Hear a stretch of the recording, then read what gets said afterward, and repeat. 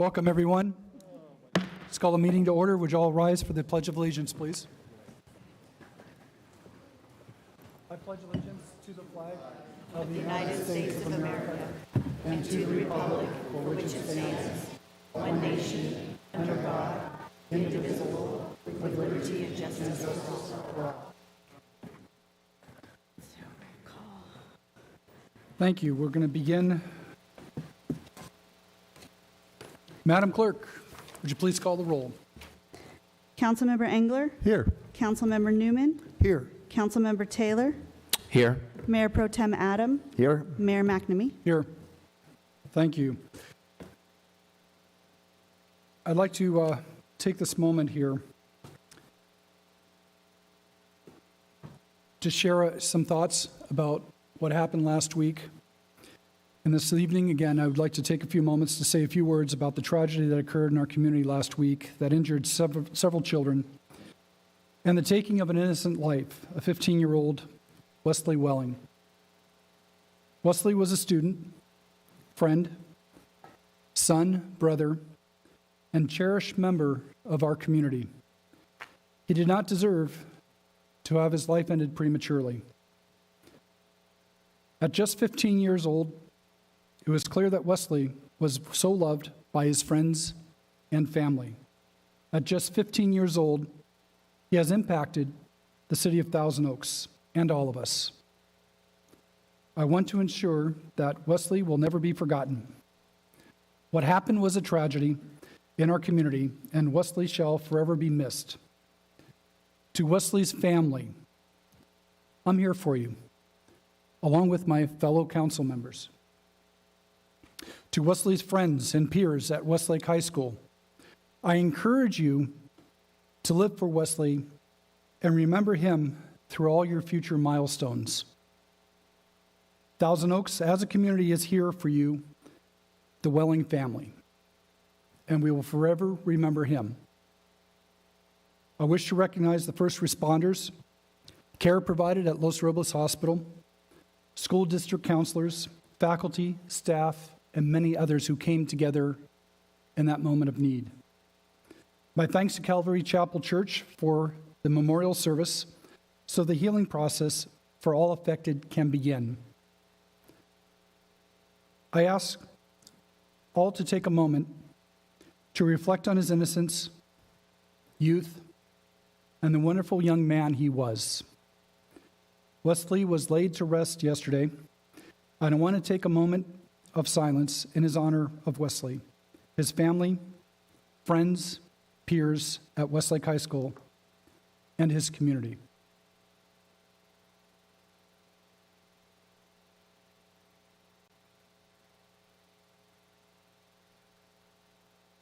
Thank you.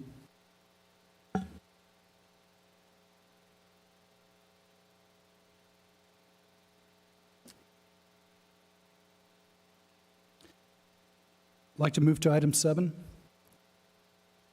Request for any continuance of the public hearing or agendized item. I have announced, though, that item 14A for the fiscal year 2023-24 community events grant recommendations will be moved up and heard after the consent calendar. So my request of my fellow council members, any continuance of public hearing or agenda item? None? Special presentations, I'd like to move to item 8. Our first presentation is from Claire Grasty, Public Transit Director of the Ventura County Transit Transportation Committee. Claire has an update on the countywide transit integration and efficiencies study, which is looking at various issues and options to improve public transit services in the county. Welcome, Claire. So I'll just give a little bit of background on what the Ventura County Transportation Commission is. We are the regional transportation planning agency. I know that blue is a little hard to read. We oversee public transit, including the Ventura County intercity bus service, as well as the Valley Express service. We're member agencies of Metrolink, of LoSan, which is the Pacific Surfliner service. We oversee motorist aid, including the Freeway Service Patrol, federal and state grant programming, transit and transportation programming, active transportation planning, sustainability for planning, and also the Santa Paula branch line. So I just want to get into why we are studying integration.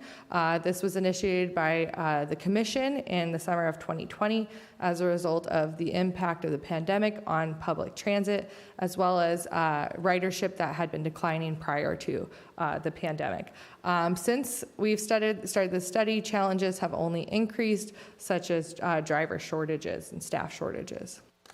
A little bit of background, a similar study was concluded in 2012. Some changes since then was the formation of the Gold Coast Transit District and the East County Transit Alliance, which the City of Thousand Oaks is a fiscal agent of and member of. Additionally, there's been significant increased collaboration, such as on the Transportation Emergency Preparedness Plan and numerous tech projects throughout the county. The current study began in 2021, and since then, we have examined data for all the transit operators in Ventura County, held operator working group sessions, interviewed commissioners as well as city managers and staff. We coordinated with the coordinated plan, which is since completed, and held focus group and outreach groups for critical rider groups. So what are the issues that really led to this, why we're doing this? So there are 9 different transit operators in the county, and as such, there isn't a strong regional network, though regional trips are just have increased over time. So because of this, it can be hard to get to city, and there's differing policies for all of the operators. And so if you're using one, getting to the next can be confusing and difficult to navigate for passengers. Additionally, because there are so many operators, it can lead to competition among the agencies, which can result in increased costs or also increased competition for labor, resulting in less bids, and such as for service and maintenance. So as a result of the ties, some recommended actions and strategies that have come out of this are improving financial resilience by coordinating some administrative functions that are being conducted across agencies, centralizing demand response, call taking and scheduling, aligning rider policies, fares, and eligibility, and standardizing surveying, marketing, and online presence, as well as increased collaboration for procurements. So as part of the ties, 3 alternatives were determined, ranging from mostly collaborative for alternative 1, partial consolidation among functional boundaries for alternative 2, and full consolidation into one single agency, alternative 3.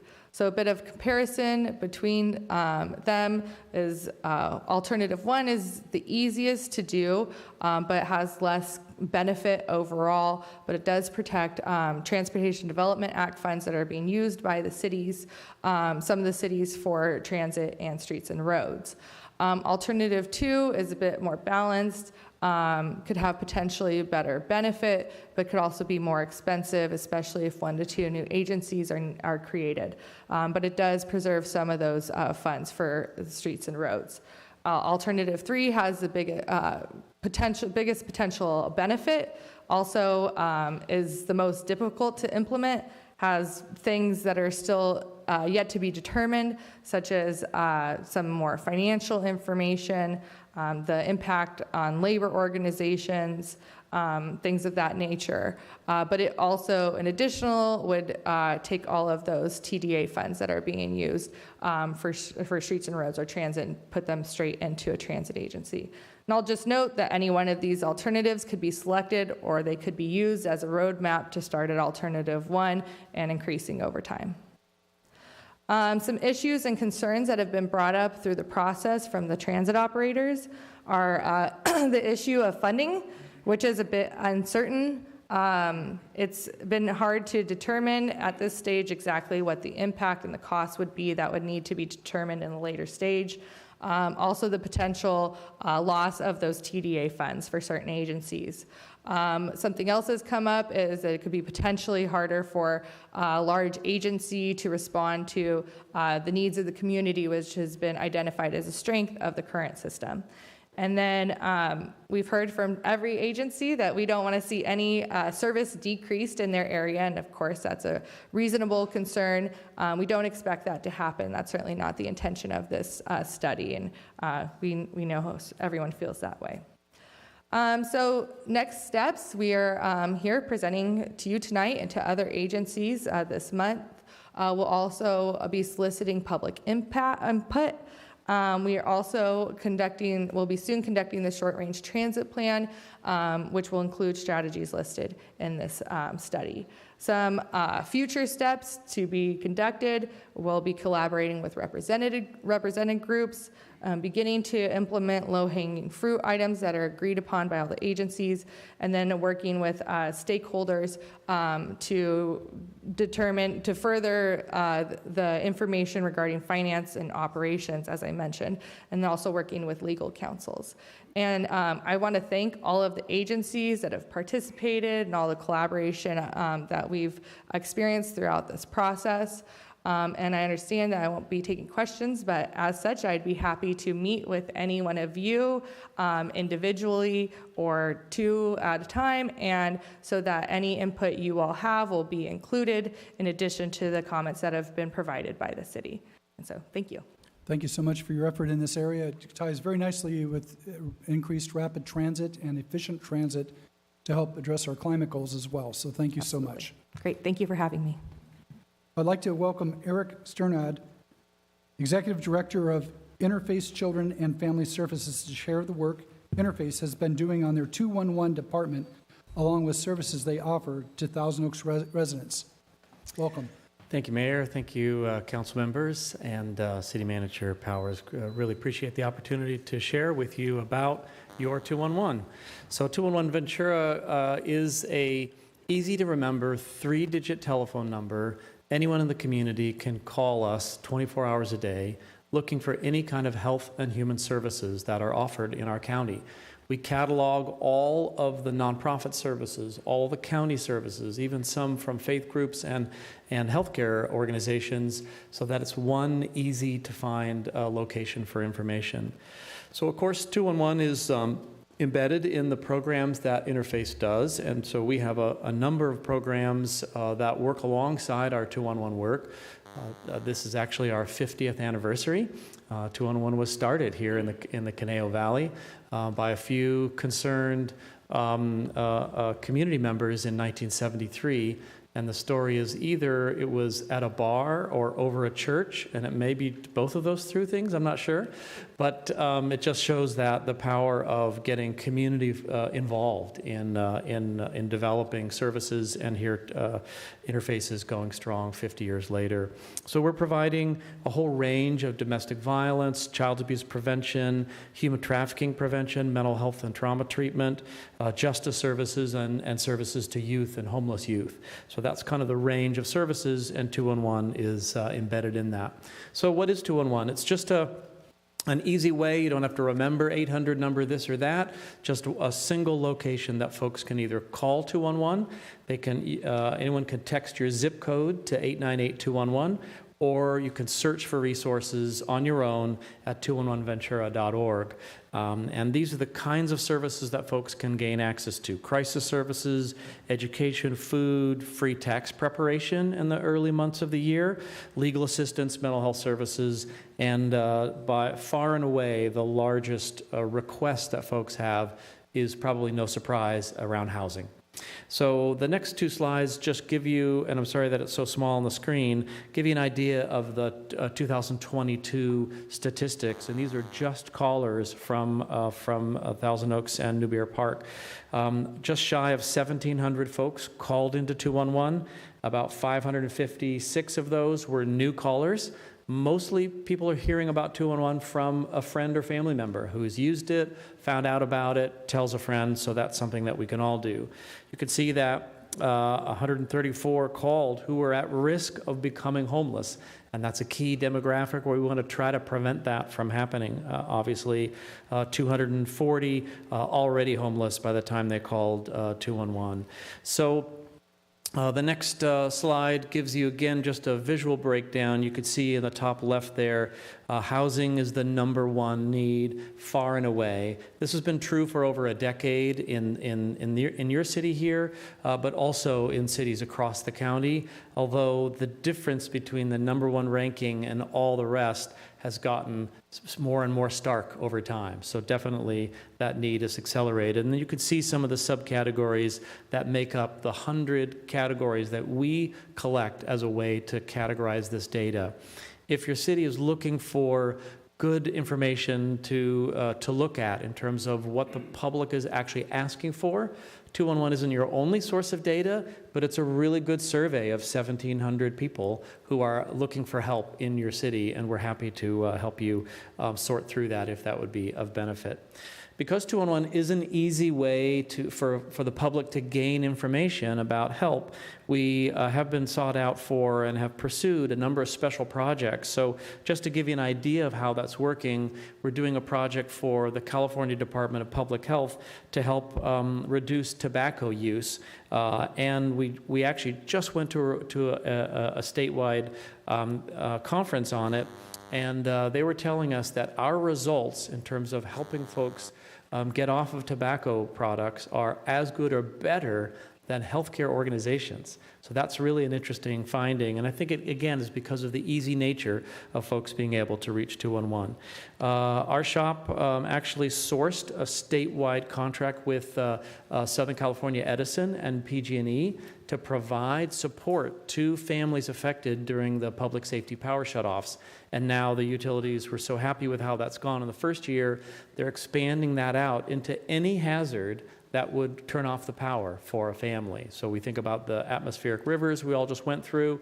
Those were times when 211 was really helping a lot of those families. This time in the north, of course, it could happen to us. So it just gives you an idea of some of the ancillary programs that 211 is able to then leverage. These are not funded by city dollars. You are funding 211, and we very much appreciate that, along with your other city partners and the county.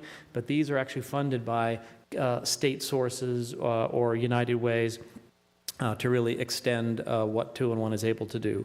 We're able to help folks find rides and navigate the transportation system, which we just heard a presentation on, and so that's a great project because about a third of the 211 callers have no transportation to use to get to the resources that we are all paying for as taxpayers and are available for them, but just can't get there because of the transportation. So that 211 ride program is really key.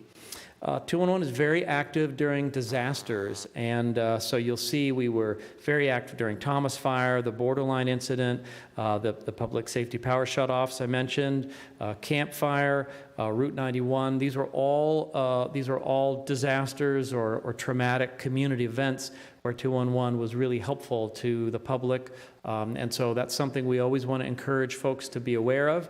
If heaven forbid, there is a fire outbreak in the city, 211 works very closely with the Sheriff's Department and the Office of Emergency Services.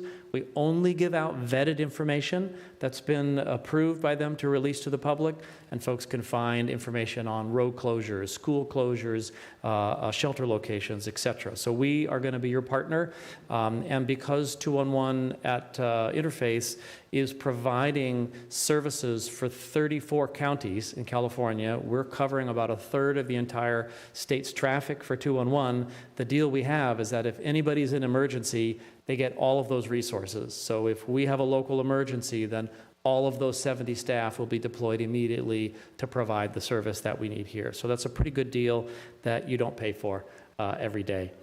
So this is just a quick picture of our amazing 2-in-1 team that's there Christmas Eve and New Year's Eve and all hours of the day and night to be here for our community. And happy to answer any questions that you may have, or here's some contact information, and we'd be happy to work with you on any kind of projects where you think that 2-in-1 or our data may be helpful for you. Eric, thank you for that useful information. It seems like 211 is going to be the information central to gather information for resources if someone has a question. Yeah, absolutely. That's right. From the city side, I'm sure we'll do our best to get the word out to the community. Yeah, great. We have an interactive Power BI report on 211ventura.org, so you can go in and actually slice and dice that data yourself. It's pretty good. So thank you for the time and Thank you your so support. much. Really appreciate it. Thank you so much, sir. We're moving to item 9, public comments. Madam Clerk? This is the time and place for public comments. Speakers are requested to state their name and community of residence for the record. 15 individuals have requested to speak, and pursuant to council standards, speakers are allowed 3 minutes. The yellow light displays when you have 1 minute remaining. And again, I want to reiterate that. You have 3 minutes. Please conclude at 3 minutes. As a courtesy, I'll let you know at 15 seconds. I'll just simply say 15 seconds, so that way you can start winding up your thoughts. What I'd like to do is call the first person up to the podium, and then the next name sit behind in one of the open seats, so that way it's easy to transition up for the next, and I'll call the next speaker up. First one, we have Sandra Gill. Sandra, please come on down to the podium. And after that, we have Mark Wyman. And Mark, please have a seat behind her, and I will call you up when the 3 minutes is up. So Sandra, welcome. You have 3 minutes. Thank you. Mr. Mayor and council members.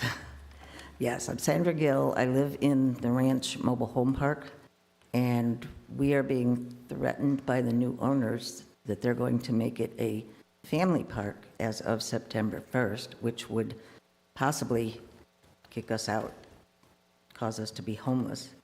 And it's a form of elder abuse, which is defined in the Ventura County State Resource booklet, that it includes emotional abuse, and this is our ongoing fear that as a family park, our rents will be raised, forcing seniors to become homeless or move out. For so many living on Social Security, such as myself and the rest of us, this is really devastating. This park has always been a senior park. Residents are sharing that they're having trouble sleeping. They're now anxious and depressed over this change in the MRL that will become effective September 1st if they have their way. We have several octogenarians living on fixed income who are struggling to pay for food since the outrageous recent utility increases have not helped. Can you imagine the fear of yearly rent increases as well? Please do the right thing and keep us a senior park. Thank you very much for your time. Thank you, Sandra. Mark, feel free to stand up to the podium. George Rosenthal, please have a seat behind, and you'll be the next one up. Sir, you have 3 minutes. Thank you, Mr. Mayor, City Council people. My name's Mark Weeman. I've lived at Ranch Mobile Home Park for going on 8 years. I bought in there because it's a very quiet senior park. I work nights.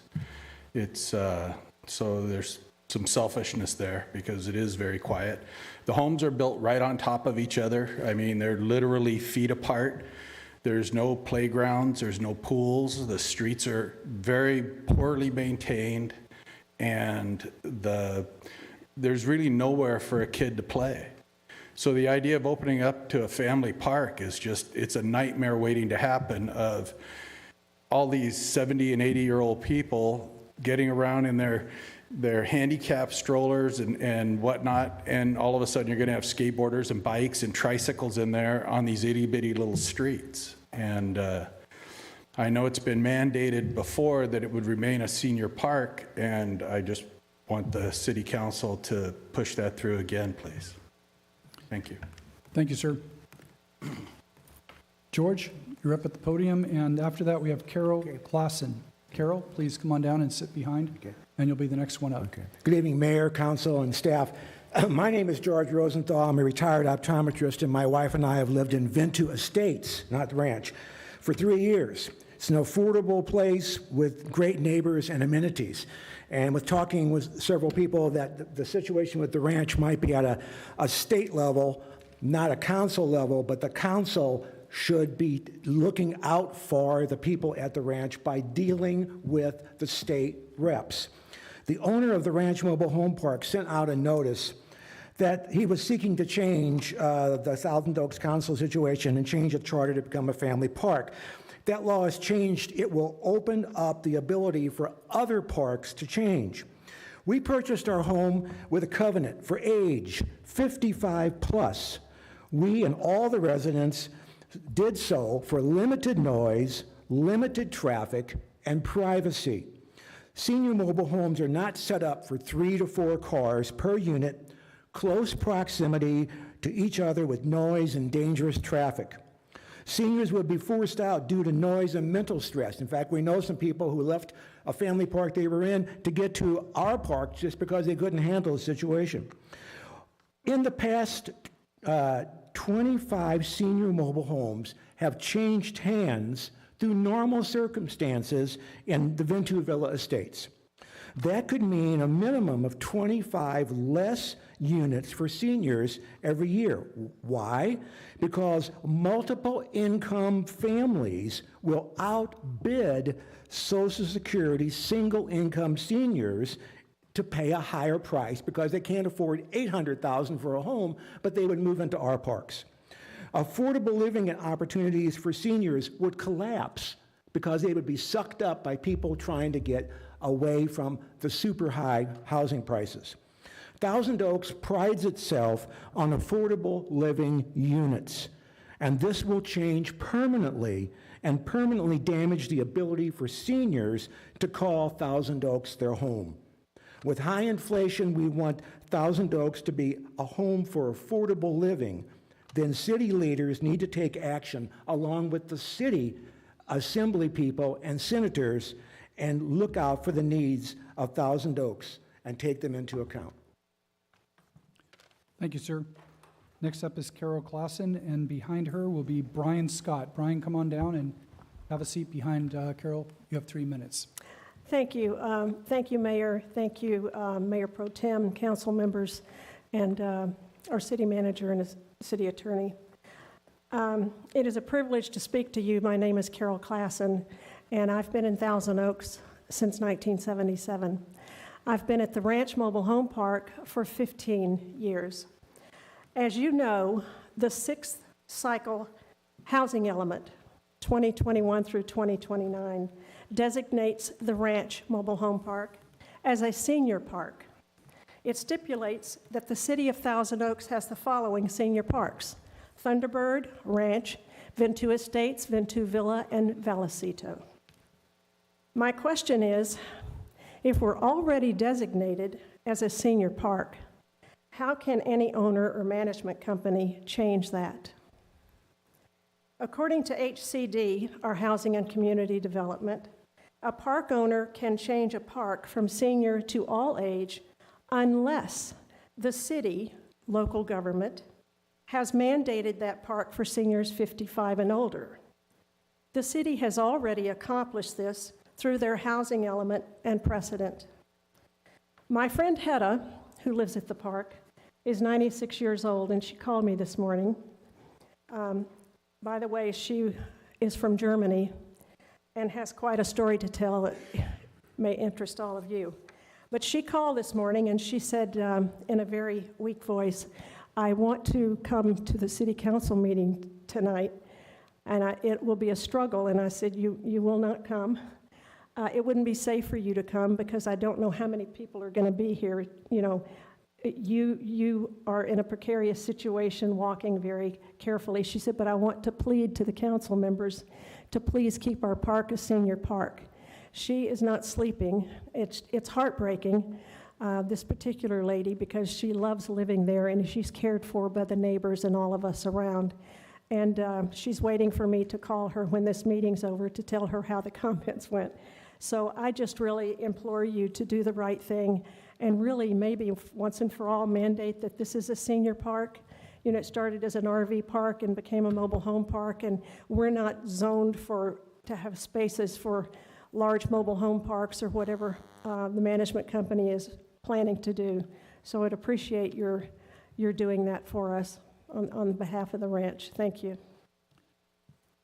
Thank you. Next up, we have Brian Scott, and after Brian, Kathy Hoge, if I'm saying the name correctly. Kathy, please come on down. Brian, it's yours, 3 minutes. Hi, how are you this evening, Mayor and Councilman?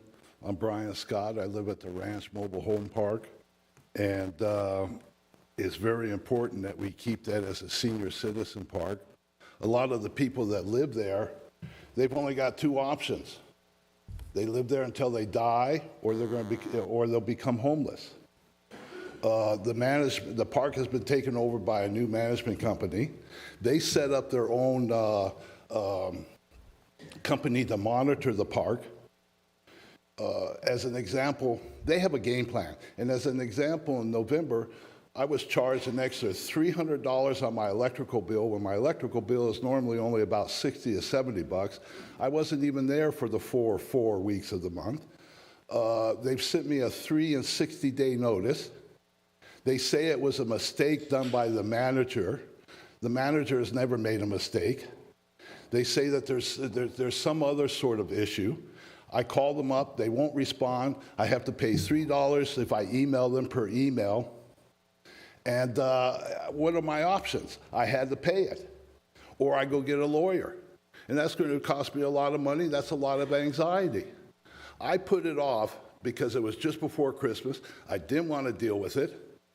I went back east to ski with my granddaughter. I paid the bills. All my rent was paid, all my electrical except for that increase. They won't talk to us. They won't negotiate with us. They have a game plan. They want to get you out of the park so they can flip your site. We own the trailers. We own the buildings on the site. We pay the rent. They want to get us out. It's a game plan. A lot of these people here, they've lived in town. I've lived here since 1962. These are Thousand Oaks people. These are my people. They're also your people. And we need help. We can't all afford lawyers. He has definitely got a game plan. It seems like everybody's got a game plan these days. How do you overthrow a government? How do you overthrow a country? He's out to make money. He doesn't care about us at all. And we need your help. We need some advocates on our side. So I would appreciate it for whatever you can do for us would be appreciated. Thank you. Thank you. Next up, we have Kathy Hoge, if I'm pronouncing that correctly, and on deck would be Deborah Atkins. Deborah, come on down and please have a seat behind. You have 3 Hi, minutes. I'm Kathy Hodge. Good evening. And good evening, Mayor and our city council members and our city attorney. I'm so proud to speak to the council because I've lived in Thousand Oaks for years now, and I've lived at Ranch Mobile Home Park for 8 years.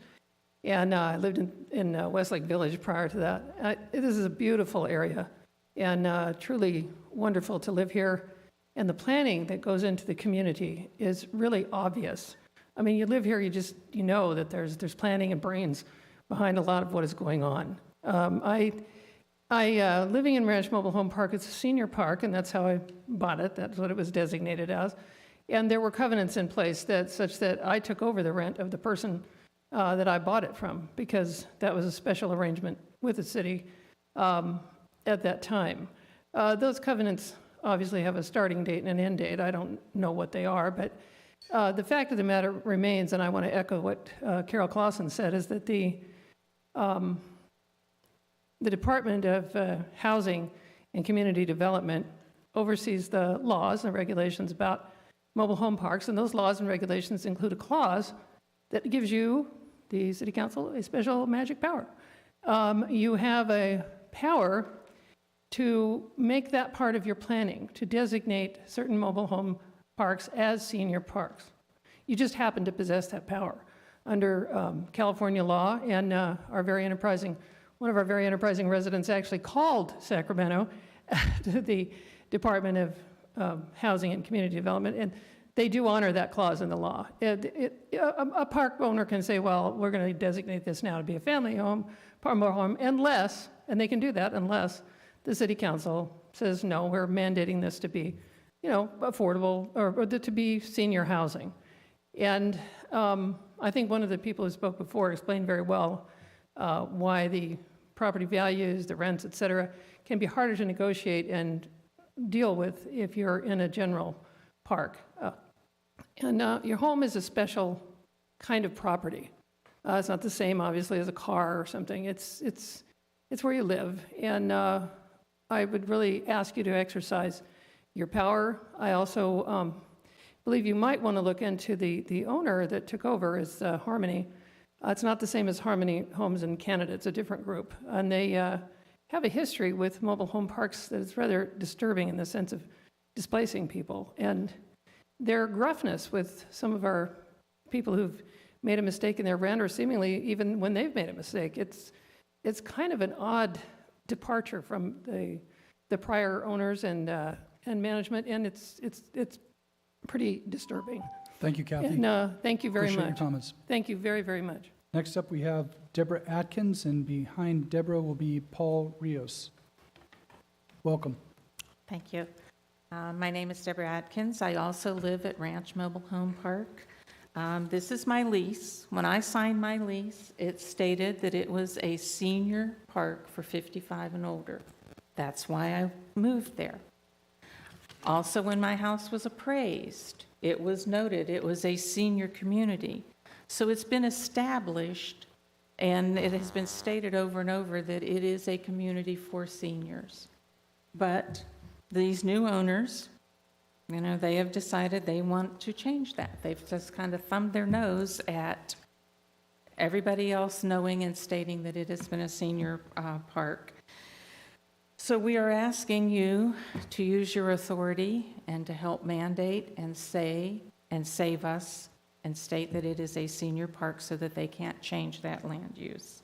You're our last stop, and we know you have the authority to do it, and we're just asking for your help to keep it a senior built, and we plead for you to give us some help. Thank you. Thank you, Deborah.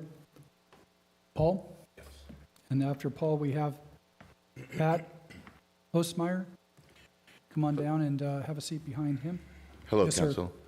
My name is Paul Rios. I've lived in Thousand Oaks for 16 years and at Ranch for 11 years, and a native of Southern California. I'm an educator of 6th, 7th, and 8th graders. I still work full-time. In the last 3 years, I've had some catastrophic medical issues, and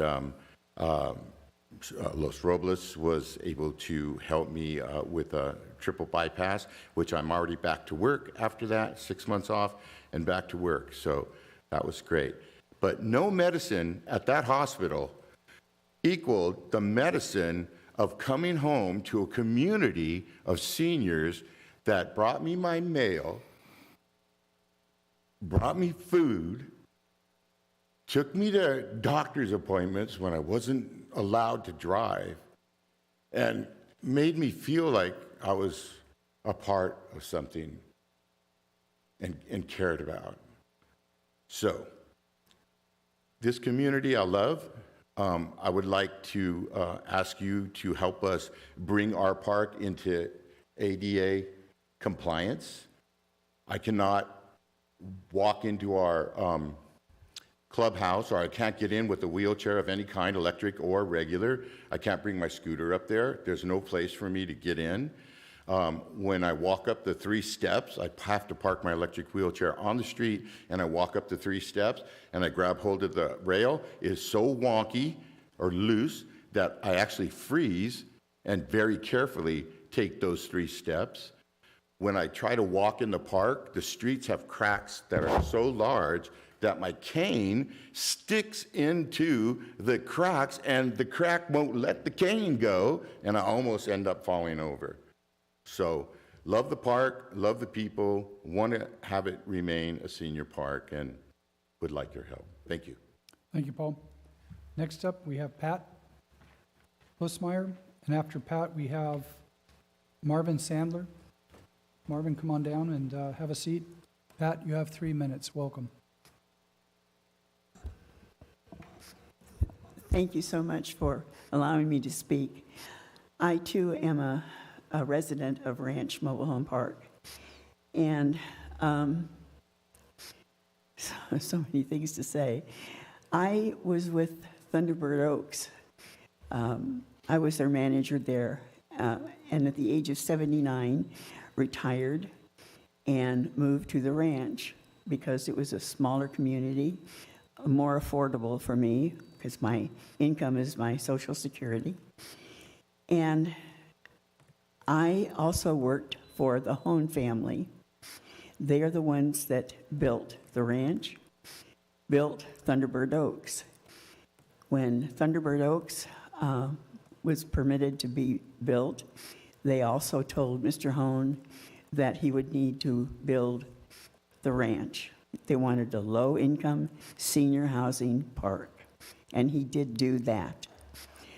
I know there's nothing in writing, at least I understand there's nothing in writing, but I'm still talking with the Hone family. They remember it as being just that. And it's so hard. I wish, if you want to make a change into a family park, have any of you been in to the ranch to see how it would accommodate a family? You'd be amazed, because it won't. It's very small, 74 spaces. Half of them are single-wide homes. You're going to put a family of 4 in a one-bedroom single-wide. It's just not fair to the people that live there now, and I don't believe it's fair to the person that built the park. He did exactly what he was asked to do, and I wish that you would really give consideration to it and change your mind, because I understand it's already been told that they can change it effective September 1st, and I'm hoping there'll be some way that you can make a change of that back to it being a senior park. Thank you. Thank you, Pat. Next up, we have Marvin Sanders, and after that, we have George Senko. George, come on down and have a seat behind. You're there. Yes, Hello, sir. Mayor McNamee, City Manager Powers, the rest of the council. Thank you for having us here. I spoke last time we were addressing some things when Mayor McNamee was council person, and I know that he's a very fair and honest man. There's 74 units of seniors. I'm the young gun still in the park there. I've been at the ranch for, 8 years now. I'm 63.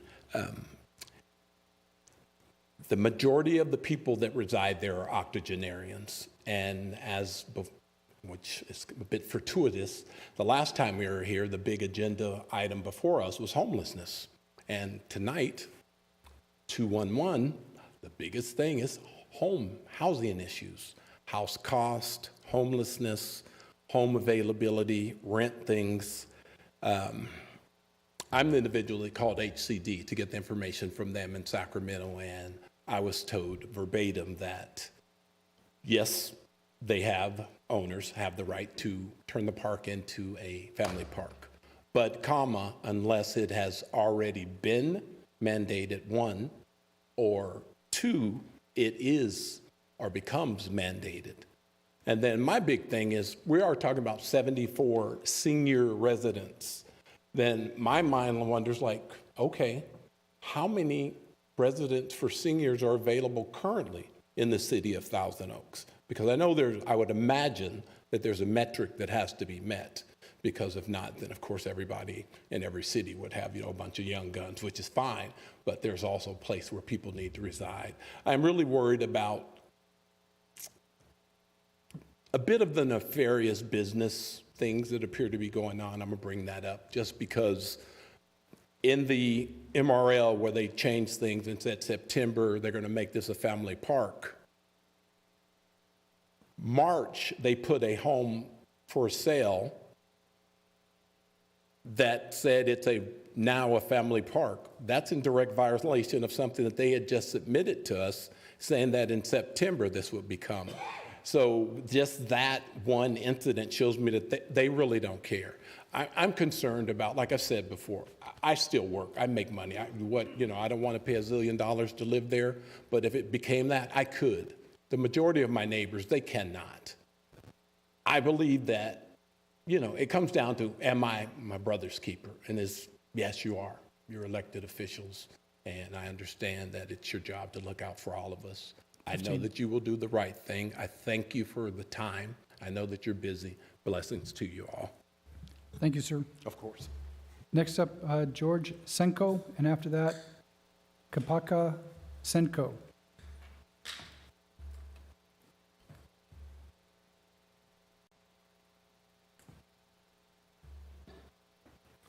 Mr. Mayor, council members, staff, city attorney, and all you members. I want to point out, first of all, I want to say ditto to everything that people have said regarding the ranch.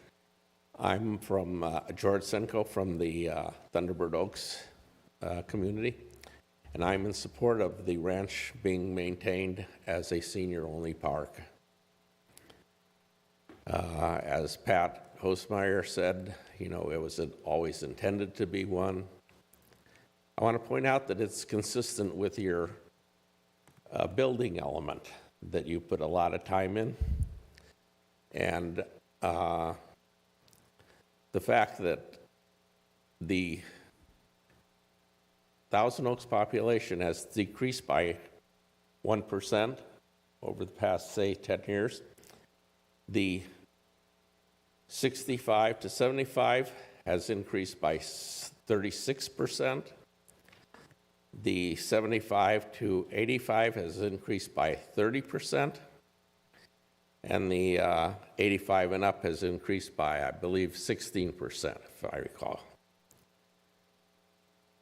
What you want is families to live in homes, okay? Not in cramped quarters that were designed for the senior parks.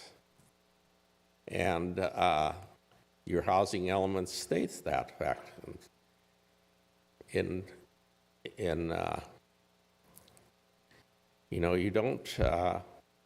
You will be foiling yourselves if you let this go through, because instead of, you will make more seniors be homeless, as George Rosenthal pointed out, and the seniors will not have an opportunity to, say, downsize if they want to, or downsize if they have to, thereby freeing up houses for families.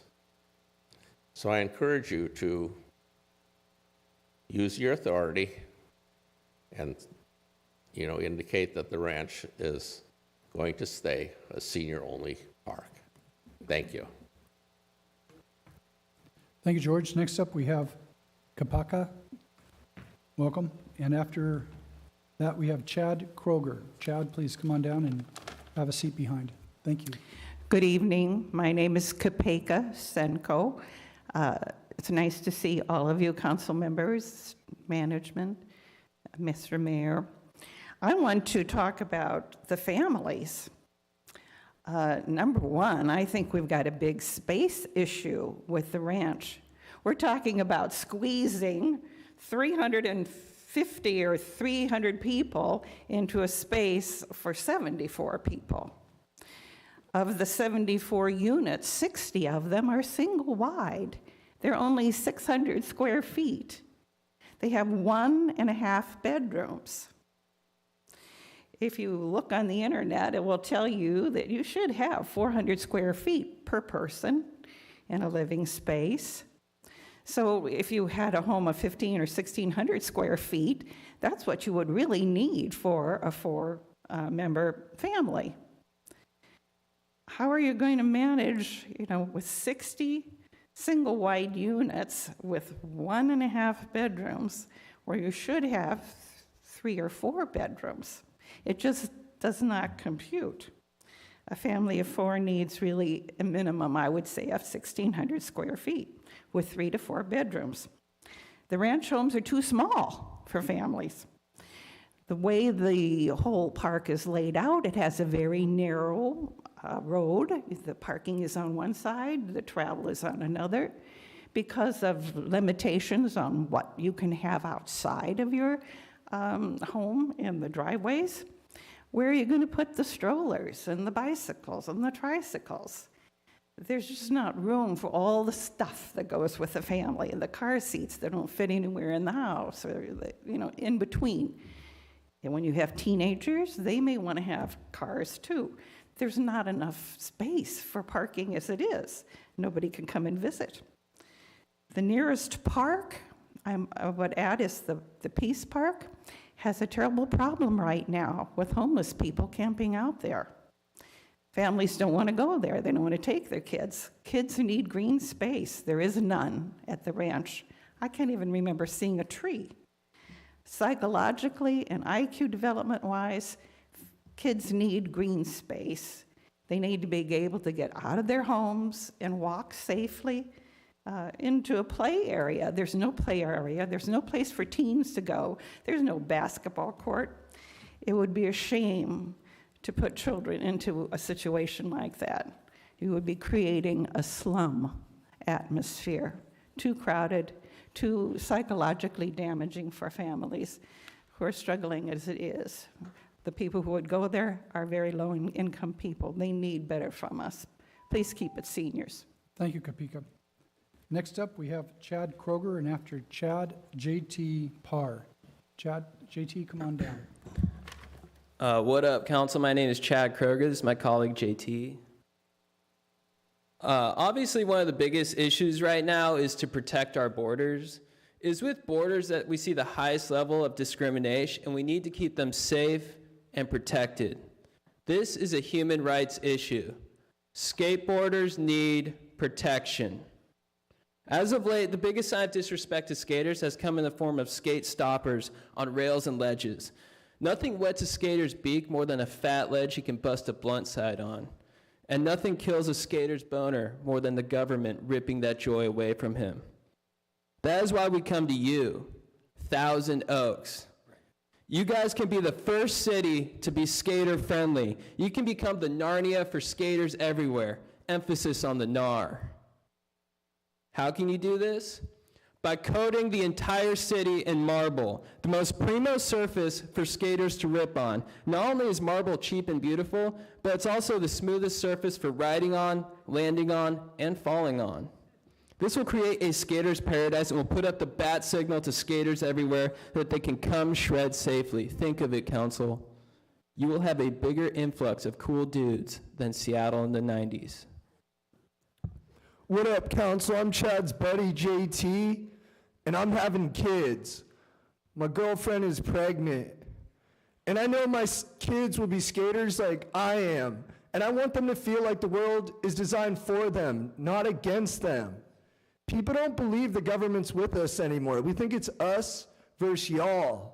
But it doesn't have to be like that. If you make the city marble, we'll know you're with us and you want to do right by us, and we'll repay you with the sickest ollies and, by extension, hotties and parties. My kids will be stoked.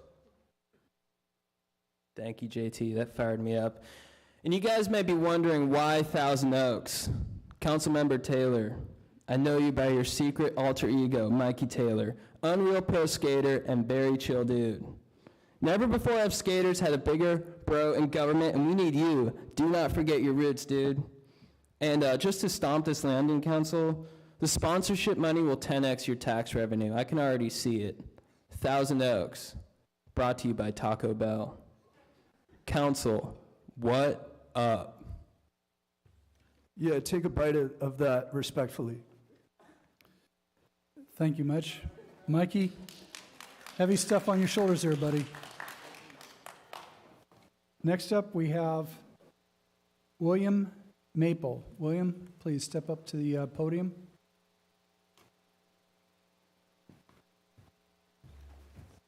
You have 3 minutes.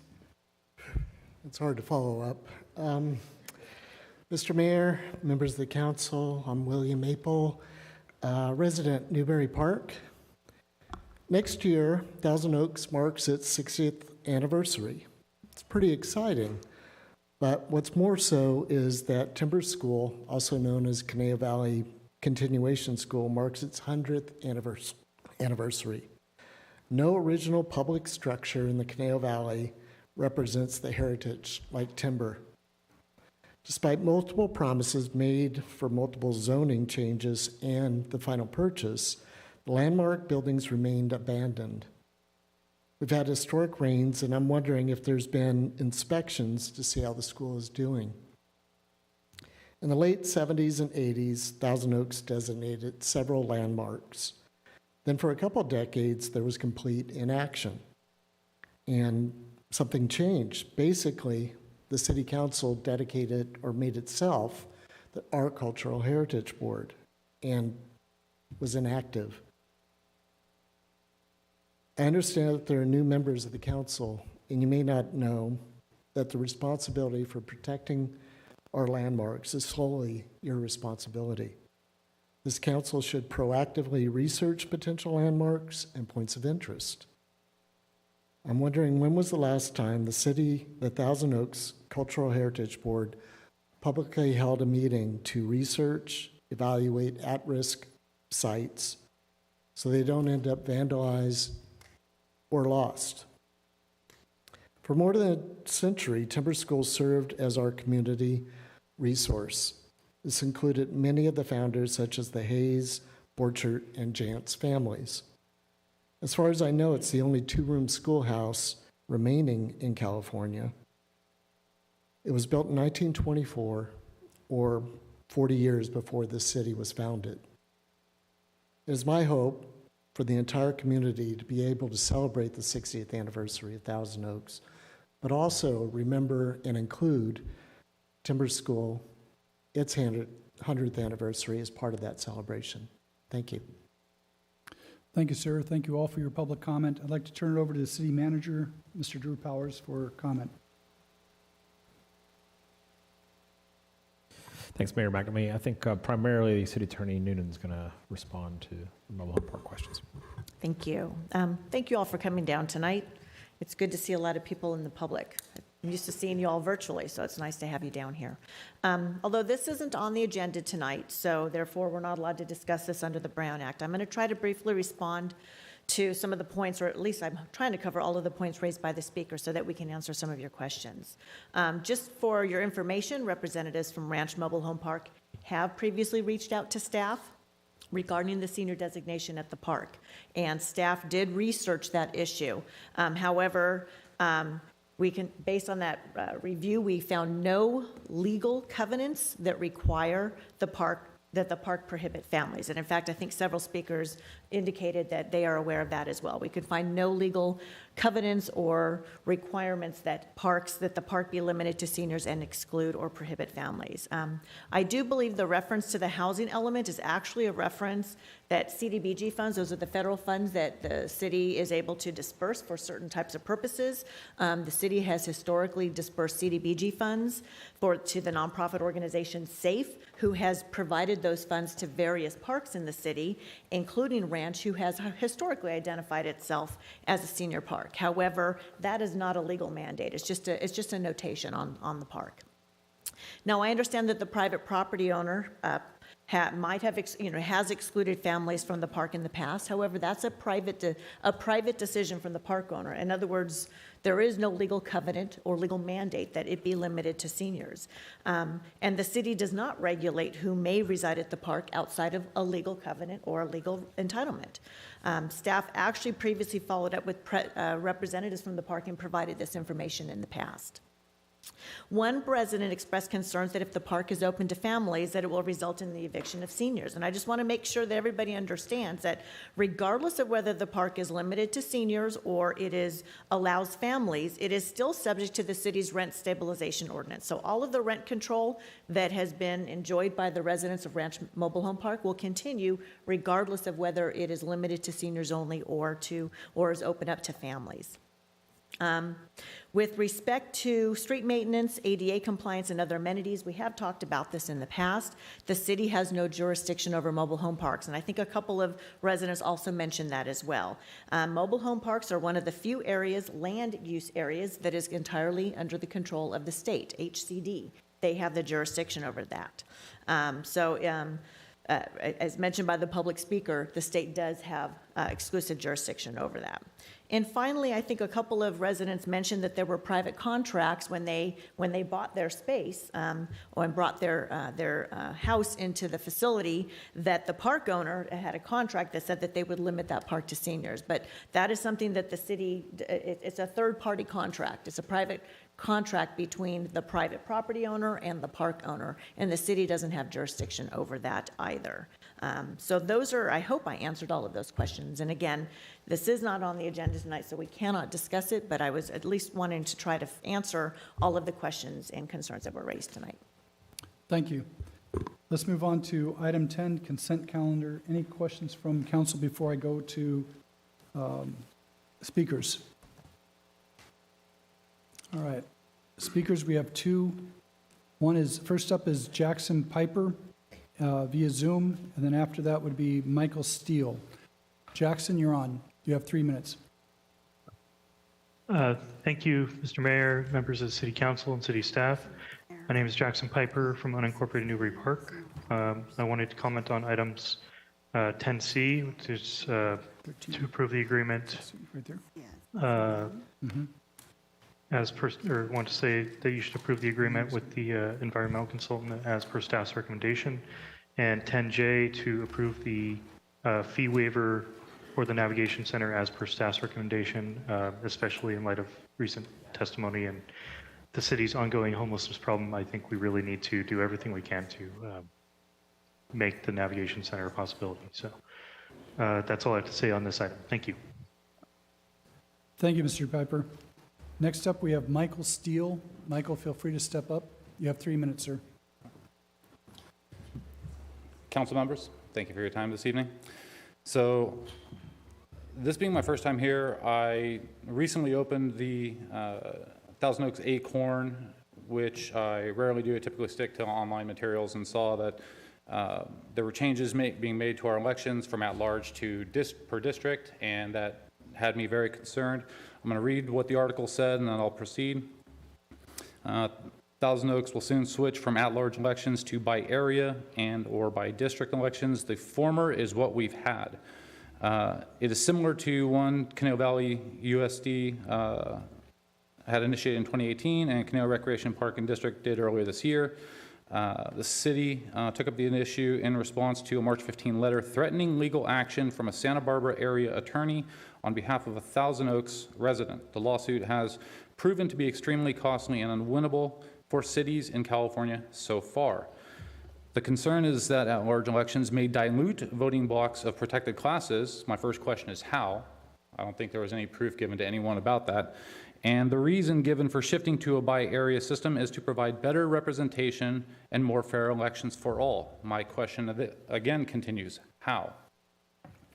When looking up the city of Thousand Oaks on Wikipedia, being the second largest city in Ventura County, population near 127,000 people, it states U.S. Census reported a TO racial makeup of 80% white and 1.3% African American. Now it's kind of interesting. If you stop there, I could maybe see the argument for the change in election process. But they also have an Ancestry in Thousand Oaks chart, which actually dives a bit deeper. German Americans, 15%, Mexican Americans, 12%, English Americans, 11%, Irish Americans, 10%, so on and so forth. It continues to drill down, and at the bottom, African American, 1.3%. But nowhere on this list do I see white. So my question is, how is this process being justified? As for whether the change results in what they are hoping to accomplish, studies show mixed results, and there's a variety of factors that are being mentioned here. But that ship has sailed as of April 4th, I believe it was, right? The other 126,965 residents in Thousand Oaks get no say. California's version of the Federal Voting Rights Act does not require that the party threatening a suit to demonstrate a specific geographic district where a minority is concentrated enough to establish a majority. So they don't require proof, they just make a change, right? And so we wonder why our state is falling apart, right? Decisions without justification. But the move is forced regardless. City Council has initiated the change. Thank you, sir. Appreciate your comments.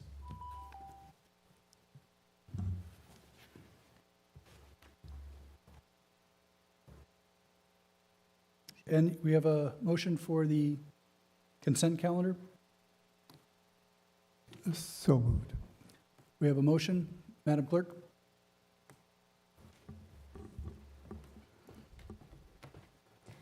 Councilmember Engler?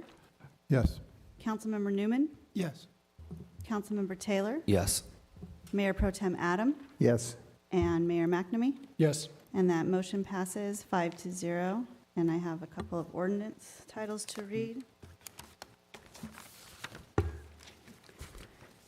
Ordinance repealing Chapter 12 of Title 8 of the Thousand Oaks Municipal Code relating to reports of residential records, MCA 2023-70002, Ordinance 1712-NS, and ordinance approving a development agreement with Chappelle Properties Incorporated relating to the development of property located at Rancho Conejo Boulevard and Corporate Center Drive, APN 667-0-173-025, adjacent to and north of 1300 Rancho Conejo Boulevard, Thousand Oaks, California. Development Agreement 2022-70511-DAGR, ordinance number 1713-NS. Thank you. We're going to now move to 14A, which has been moved up in the agenda. We have the community events grant recommendations. Clyde Doheny, Chair. Thank you, sir. Good evening, Mayor McNamee and council members. First, before I start, I want to thank you for your comments memorializing Wesley Welling. Greatly appreciated by a lot of us. It's my pleasure to once again be here this evening to present the Community Funding Review Committee's recommendations for the city's fiscal year 2023 to 2024, the Community Events Grants, also known as the CEG grants. The city's fiscal 2023-2024 general fund budget will include $100,000 for the CEG grant funding program. Consistent with the program's guidelines, $85,000 is available through the annual grant funding cycle application process, and $15,000 is retained for future off-cycle funding requests. The CEG funding provides for community arts and cultural activities and events that take place within the city of Thousand Oaks, for school performance groups representing the city at competition events located outside the city. Qualifying programs must provide a benefit to the community that they serve and a wide cross-section of Thousand Oaks citizens. The application period was open from January 23rd to February 23rd. The application was available on the city's website. Email notifications were sent to applicants from the previous grant cycle. A press release was issued, and an article was posted in the January and February issues of the City Scene newsletter. The city utilized social media to notify the community of the grant opportunity. Additionally, the Acorn published an article about the grant in the February 4th, 2023 issue. City staff held an application workshop on January 26th via Zoom for all nonprofit organizations and community groups interested in applying for the grant. The workshop was recorded and remains available on the dedicated grant opportunities website on the city's website. The city received 18 applications with grant requests totaling $104,448.50. CFRC members independently evaluated the applications using predetermined scoring criteria based on requirements of the grant application. On March 27th, the CFRC met to discuss the collated scores of the applications. The Committee determined one applicant's funding request needed to be adjusted to adhere to the grant criteria of no more than $100 per individual for a team event. And we determined another applicant's proposal did not meet the program requirement of a community art or cultural event. CFRC found 9 applicants were eligible for full funding and 8 applicants for 75% funding, totaling $83,073.50. The balance of $16,926.50 remains available for unanticipated off-cycle events. CFRC unanimously recommended the funding amount of $83,073.50 to the 17 programs. This is a list of the 17 programs that were selected for the funding. They represent a cross-section of community residents and organizations and communities that are served by these events. CFRC recommends that the City Council award the fiscal year 2023 to 24 community events grant as presented by the committee, with the total award of $83,073.50. That concludes my presentation, and I'm available for questions. Thank you, sir. We have available for question as well as yourself, Sarah Mills, Community Analyst. Council, do you have any questions of staff? No questions? Speakers, we have. Thank you. Do we have any speakers for this agenda item? No, we do not. Are you sure? Okay. Thank you. I may ask for a motion. Be happy to move that. Glad to see this money go and help our community, and especially the arts in the community. So good job. Thank you. Councilman Newman, I'll give you the next one, okay? Thank you. Madam Clerk. Councilmember Engler? Yes. Councilmember Newman? Yes. Councilmember Taylor? Yes. Mayor Pro Tem Adam? Yes. And Mayor McNamee? Yes. I'd like to say thank you very much for your hard work you did on this. It's one of the strengths of Thousand Oaks is the enrichment we do in our community on an annual basis, and it brings a dimension that other cities don't. So thank you so much, sir. Thank you so much, and I must mention we get great help. Excellent. City staff here is wonderful. If I may digress briefly, after speaking with other cities at the various conferences, I have to say we have a superb city staff here in Thousand Oaks, and all of you are benefiting from the terrific, terrific people we have working for us. With that, let me move on to item 11, public hearings. City Clerk? Hearing advertised as required by law is open to consider agenda item 11A, a proposed 73-unit apartment complex on Long Court. Speakers are requested to state their name for the record. 2 individuals have presented speaker cards, and pursuant to council standards, each speaker will have 5 minutes. Thank you. On Zoom, we have first up, well, actually, Madam Clerk, do we not go to the presentation first, then to questions? Okay. So we have Justin Kindle, Associate Planner, and we have other staff available for questions. So please proceed, staff. Thank you, Mayor. The presentation before you is a request to demolish the existing commercial building and construct a new 73-unit apartment complex. The applicant's request is that the City Council adopt a resolution to find that the project qualifies for a categorical exemption under the California Environmental Quality Act, or CEQA, and to approve the applications listed in the next slide for construction of a multifamily residential project and associated landscape, hardscape, and grading located at 88 Long Court. In addition, to adopt an ordinance approving the development agreement. The applications included in this request are a general plan amendment to conditionally assign the permanent allocation of 54 dwelling units of citywide Measure E capacity to the project site, which is located within the Thousand Oaks Boulevard specific plan, a development to allow the project, which I'll describe throughout this presentation, as well as a protected tree permit to allow the removal of 1 coast live oak and 3 California sycamore trees, and the encroachment within the protected zones of 22 oak and 2 California sycamore trees. And lastly, a development agreement to specify public and private benefits, party responsibilities, and other terms related to the proposal, including that allocation of 54 units of citywide residential capacity to the project as specified by Measure E. The subject property is a 1.8 acre lot bound by Moody Court to the east and Long Court to the west. Sorry, everybody, I'm just over here looking at my presentation by myself. It's been really great so far.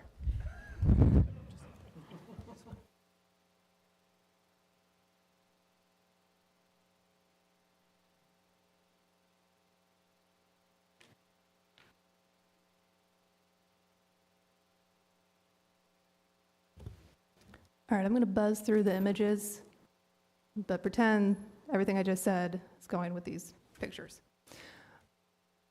All right, here's the request, which I will describe further in this presentation. The applications before you are a general plan amendment, a development permit, a protected tree permit, and a development agreement. All right, here we go. So the subject property, as I said, is a 1.8 acre lot, which you can see here, bound by Moody Court to the east and Long Court to the west. It's currently developed with an existing 20,000 square foot, 27 foot tall commercial office development approved in March 1978. The topography of the site has a gradual grade transition resulting in an approximately 14-foot rise in elevation between the northern or lower surface parking lot and the southern or upper surface parking lot. The site is currently landscaped with mature foliage and trees, both protected and non-protected. The property, as I mentioned, is within the boundary of SP20, or the Thousand Oaks Boulevard Specific Plan, and the land use element of the general plan designates the property as commercial residential. This allows commercial, residential, or a mixture of the two. The site is adjacent to existing commercial uses, including offices to the south and medical offices to the west, and an assisted living facility to the east. A vacant parcel is located immediately adjacent to the north, and a preschool, hair salon, and the Heritage Park Demonstration Garden operate in between the subject property and the Thousand Oaks Boulevard, which is approximately 270 feet to the north. In addition, a commercial office is located between the property and the Ventura Freeway, which is 200 feet to the south. On April 27th, 2021, a residential capacity allocation and an initiation of the general plan amendment for the project was authorized by City Council for allocation of the residential units for the project and to allow the pre-screen and formal submittal process to commence. In October 2021, a pre-application was submitted. On March 2022, the applicant began submitting the subject applications, which were listed previously. And on March 27th, 2023, the Planning Commission voted to recommend City Council approval 5-0. The commissioners expressed general appreciation for the design of the project and the housing it would bring to the area of the city. Questions were asked regarding particular project design details and clarifying the Measure E process. The proposed project includes the construction of a 73-unit, 3-story podium apartment building. The apartment building is proposed with 3 stories above the basement parking garage and will be an average height of 34 feet. The project's architectural design is a blend of mid-century modern and contemporary styles, as I'll show in a little bit. It should also be noted that the applicant team worked with staff to incorporate feedback and recommendations for improved design and upgraded details throughout the review process. The exterior walls of the building are earth tone colors, primarily consisting of a variety of finishes, including stucco and simulated wood fiber cement panels and stone veneer. The architectural design can be seen here from this rendering looking east from the northwest corner. So if you're standing on Long Court, looking towards Moody Court at the Thousand Oaks Boulevard end. The proposed architectural design incorporates the design guidelines of the Thousand Oaks Municipal Code and SP20 into the project by including direct pedestrian access to ground floor dwelling units wherever possible and providing a variety of building material types and details. As you can see from this rendering from Moody Court, looking towards Long Court and the 101 freeway. SP 20 allows buildings up to 3 stories with a 50-foot maximum average height. The majority of the proposed building is 3 stories above the parking garage or less. The average height of the structure is about 34 feet and maximum height is 50 feet at the northern facade. Therefore, the building height complies with the requirements of SP 20. The graphic seen here shows the subterranean basement level in pink, housing units in red, amenity spaces in green, and the pool area in blue. Technically, the long court or the west side is considered to be the rear yard, and the Moody court or the east side is considered to be the front yard, as it is the narrower of the 2 frontages. In actual practice, the front yard will be long court. The property lines adjacent to other parcels to the north and south are treated as interior side yards. However, as the proposed project fronts 2 streets, Long and Moody courts, both street frontages need to comply with the SP 20 requirement that the 3rd story is set back an average of 10 feet, which they do. The proposed project also meets the SP 20 sidewalk requirement along Moody Court. However, the applicant is requesting a waiver of this requirement along Long Court so that the existing 5-foot sidewalk is retained but not expanded the additional 3 feet. However, in order to retain the option to expand the sidewalk in the future, city staff have negotiated with the applicant to include a 3-foot easement along Long Court as part of the development agreement. With the acceptance of the waiver, the project meets all setbacks required by SP 20. In addition, per the municipal code, below-grade parking structures require increased setbacks for the front, rear, and side yards. The applicant is requesting that the 5-foot increased setbacks for the front and rear yards be waived. Staff supports this waiver request, as similar increased setbacks are not required for residential projects with above-ground parking structures, and a decreased setback allows for more direct pedestrian access to the ground floor dwelling units. Staying on the subject of waivers, the applicant is proposing a trash enclosure within the northwest and southeast corners of the parking structure, which you can see here highlighted in yellow. Per the municipal code, trash enclosures are not permitted within a parking structure. However, staff understands this section of the code to be outdated, as new refuse collection vehicle types allow for the storage of waste containers within the parking structure. As such, the applicant is requesting a waiver from this standard, and the applicant has already received approval from the trash management company for the design and placement of these containers and bulky item pickup areas as well. The project proposes 31 one-bedroom units and 42 two-bedroom units, including 3 live-work units for a total of 73 dwelling units. 6 of these will be designated as affordable for households in the very low income category. In addition, per the proposed development agreement, 2 of the units will be available only to those households which fall into the moderate income category. The live-work units located at the northwest corner of the site, seen here, are intended to accommodate low-intensity commercial operations similar to a home-based business requiring a home occupation permit, which is an allowed use in any residential area and are ideal for small startup businesses that require little work area and create few customer trips.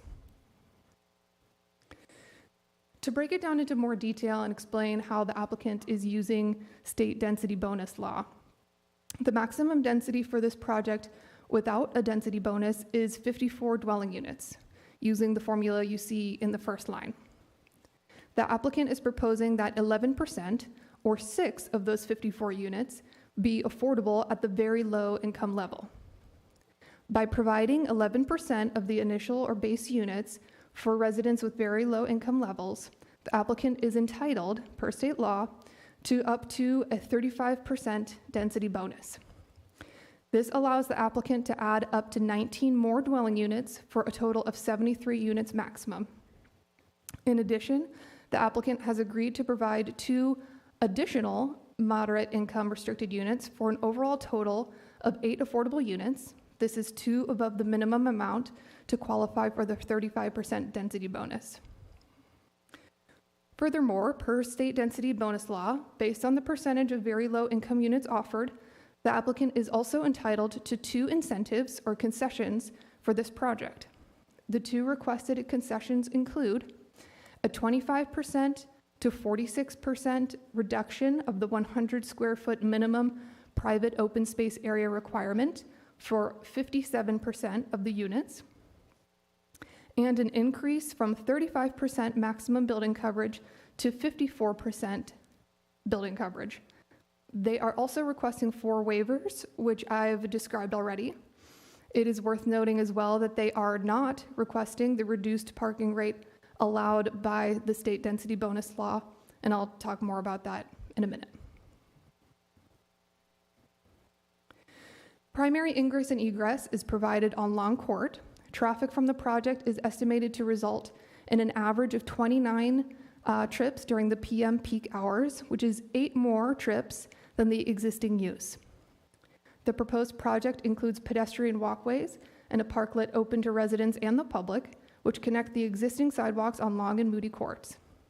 In addition, ground floor units provide direct access to the sidewalk along both Moody and Long Courts via landscaped patios with direct access to the street, which are seen here. SB 20 requires 1 1/4 parking spaces per 1-bedroom unit and 1 3/4 parking spaces per unit with 2 or more bedrooms. Guest parking is not required within SP 20. Therefore, the applicant is proposing 13 more spaces than required, 126 total. Parking is located within the parking garage, as well as the 2 existing surface lots, which are to be retained, as well as on the street along the street frontages as allowed by SP 20. Landscaping is provided throughout the open spaces, landscape buffers, and along the walkways within the site.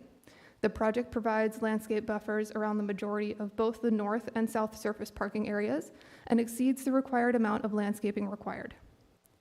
If the project is approved, a formal landscape plan will be required, and technical evaluation of that plan will be provided through a landscape plan check process to ensure compliance with the city's landscape and irrigation standards. Per SB 20, 3% of the building footprint must be dedicated to public open space. The project exceeds this requirement by more than 350%, providing 4,500 square feet of public green space, playground, and walking area in the northeast corner of the property, seen here with the very large oak tree. The courtyard located on top of the podium garage, seen here with the purple trees, is to include a swimming pool and spa with several different seating areas and landscaping as well. 3 roof decks are also provided on the east and west wings of the building, each including seating areas, and there are also indoor amenity spaces provided, including spaces for a lobby, fitness area, and co-working area. 30 protected trees are located on or near the site. Per the applicant's tree report, 1 coast live oak and 3 California sycamore trees are proposed to be removed, and 24 protected trees will be encroached upon, with no impact to the other 2 protected trees on site. Each protected tree to be removed must be replaced with 3 trees of the same species. The 3 required replacement coast live oak trees and 6 of the required replacement sycamore trees are to be planted on site per the proposed landscape plan. Any trees not able to be placed on site would be mitigated with an in lieu fee provided to the Conejo Open Space Conservation Fund used towards acquisition of open space. A city oak tree consultant reviewed the applicant's oak tree report and visited the site. The consultant concluded that with the inclusion of the recommended conditions, including appropriate work methods and monitoring, that the proposed encroachments will not have a negative effect on the health of trees. A development agreement is required for approval of projects that receive allocation of Measure E units. This agreement is a contract between the property owner and the city to ensure specific deliverables and site expectations are in place to ensure public benefit, such as the inclusion of affordable units and site improvements. The applicant's representatives and staff have worked together to prepare an agreement in compliance with the municipal code that identifies public and private benefits and responsibilities. The development agreement lists various obligations and benefits received by the parties in the agreement. If the project is approved and constructed as proposed, the city will have 65 market rate, 6 very low income restricted affordable, and 2 moderate income restricted affordable units to add to its residential stock and count towards the current RENA requirements from the state. as well as the demolition of an aging commercial site and publicly accessible open space will be made available, including a small playground. The applicant is also agreeing to extend the affordability covenant for all income-restricted units from 55 to 70 years and provide a 3-foot wide easement along Long Court to provide a potential total sidewalk width of 8 feet. In return for these public benefits, the applicant receives the general plan amendment and the requisite Measure E unit allocation required to build the multifamily apartment development, as well as the ability to defer payment of city development fees for a period of 24 months with a possible 6-month extension. Additional points of this development agreement include timelines for the construction and outline of the project's green initiatives. The proposed project has been designed to meet the intent of the city's standards, codes, and policies. The proposed building design and site layout integrates well with surrounding development and has a cohesive architectural design, meeting the city's architectural design guidelines. As such, the Planning Commission recommends approval of this project, subject to the conditions of approval in the ordinances and resolutions provided as part of the agenda packet. I am available for questions as well as the applicant. Thank you for that wonderful presentation. We have available for questions Mr. Calvin Parker, Community Development Director, Stephen Kearns, Planning Division Manager. Council, any questions for staff? Mr. Newman. Thank you, Mayor, and thank you for your presentation. You mentioned an evening PM trips statistic, but how many new car trips per day would this project generate? I'm going to defer to our Public Works team, which is mobilizing at this moment.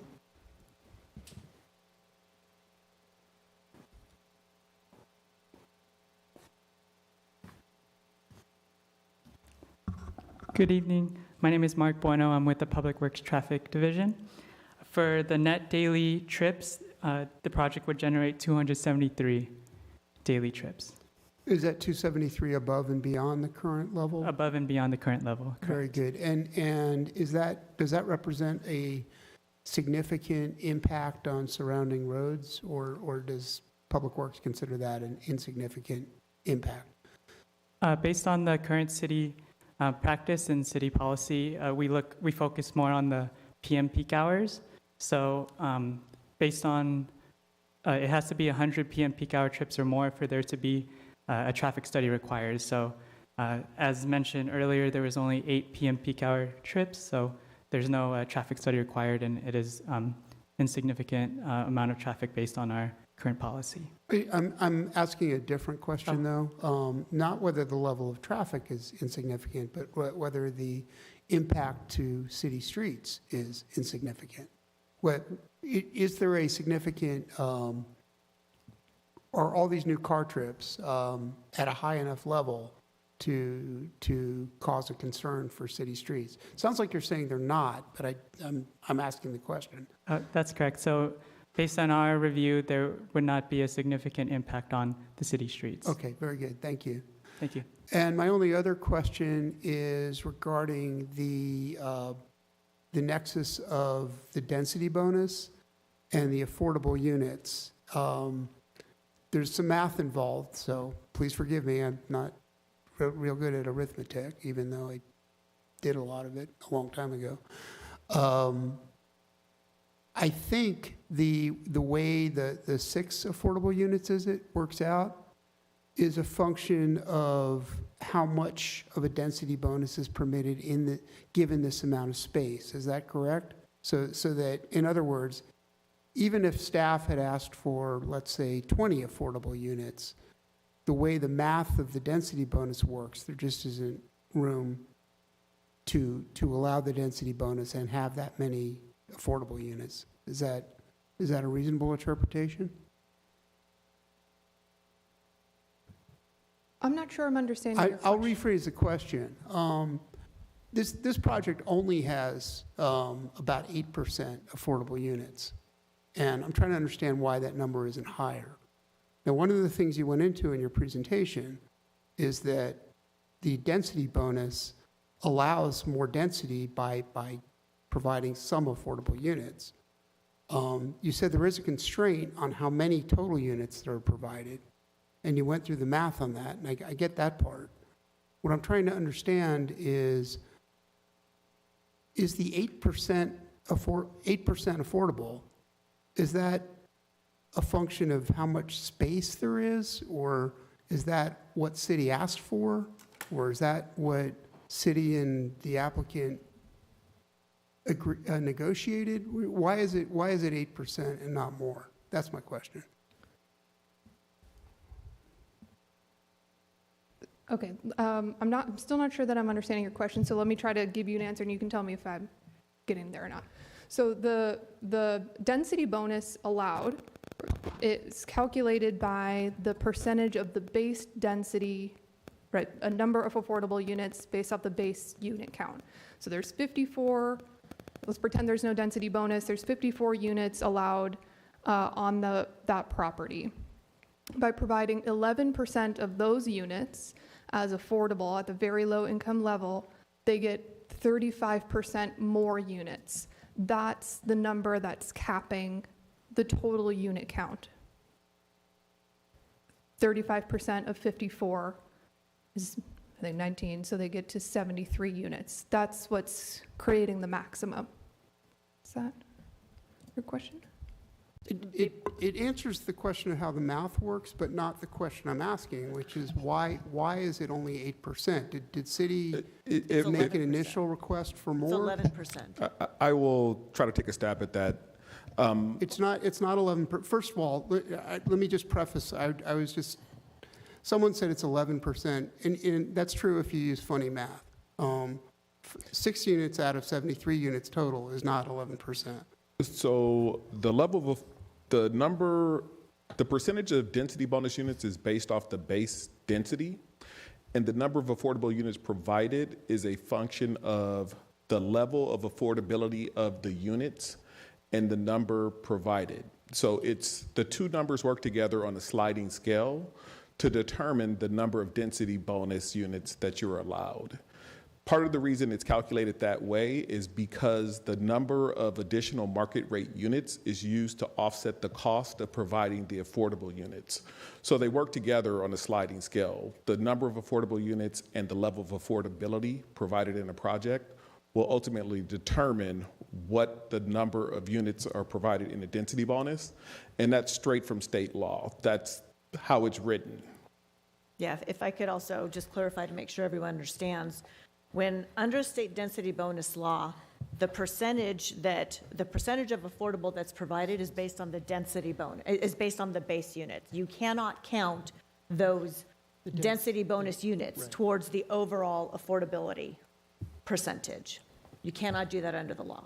It's strictly limited to the base units and how many of those base units will be deemed affordable. Yeah, I understand how the formula works. I'm looking at the project in total, and I think a reasonable person looking at a project that has 73 units, and even someone as bad at arithmetic as I am, can do the math that 6 units out of 73 is not 11%, it's 8%. That's all I was saying. I understand how the formula works. Again, you called it funny math, so I just want to make sure that staff is not performing funny math. Staff is I'm following state law. not implying that it is. Okay. I'm saying that 6 units out of a total of 73, let's be very clear on this, 6 units out of 73 is not 11%. I thought we were building 8 units affordable. Is that not the case? Yeah. Is it I 8 read my total? staff I believe we're report, going it's 8 6 total. units very low income and 2 units moderate. That's 8.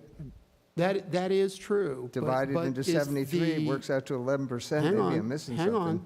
The density bonus part, though, is based on not 8, but 6, correct? The density bonus, the 35% density bonus is based on the provision of just the 6 units, which is based on the percentage of the Of base calculation units. based on the On the base base number of units, units, right. as Okay. we're required to by All law. right, thank you. That's the question I was asking. Thank you, Mayor. You're good? Mr. Engler? Well, thank you. Yeah, I think, just to jump in, it is based on the base units, but I appreciate your point that 6 is not, a big number. It's a good sized number, especially in the low, very low income though, where we need some help. But I'm sorry, let's go to my questions. The sidewalk,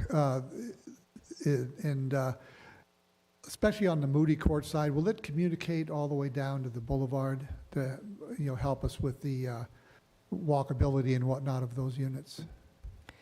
There is an existing sidewalk there already along, I believe, all of Moody Court except for the vacant parcel adjacent to this site. This project is not responsible for improving the sidewalk for that other property. So that will remain unimproved for now. All right, till we can have someone fix that for us in another development? Good. And I assume that this building is going to be fully sprinklered? Per fire code. I saw the fire chief here a minute ago, he's gone. So during the plan check process, if council moves forward with approval tonight, it will be plan checked by Ventura County Fire against the fire code, and it'll be required to meet all of their current standards. My reason for asking, indoor storage of waste is a hazard, but if it's fully sprinklered building, the hazard's mitigated, so I just wanted to check to make sure. Yeah, and that will definitely be determined by the Ventura County Fire at the plan check stage. Thank you. And if I may, council member. So we do have the conditions, and there is a condition 153 that does state the plans for the sprinkler system have to be submitted. So it seems to be obvious from the condition that it is going to be sprinklered, but those specific plans have to be submitted once the plan check starts.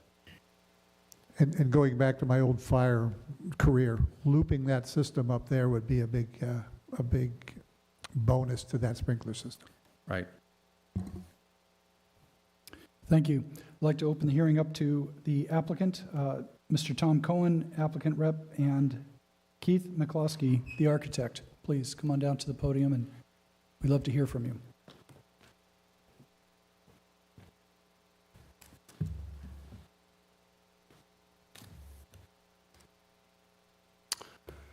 Good evening, Mayor McNamee and council members. I'll do my best to be brief, which is not an easy task for a lawyer.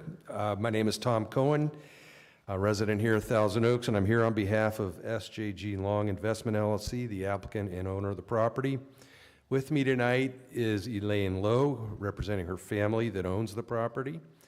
In addition, we have professionals Keith McCloskey with KTGY Architects, and Richard Ibarra, Trees, etc., the project's arborist, both familiar faces to you all, I'm sure.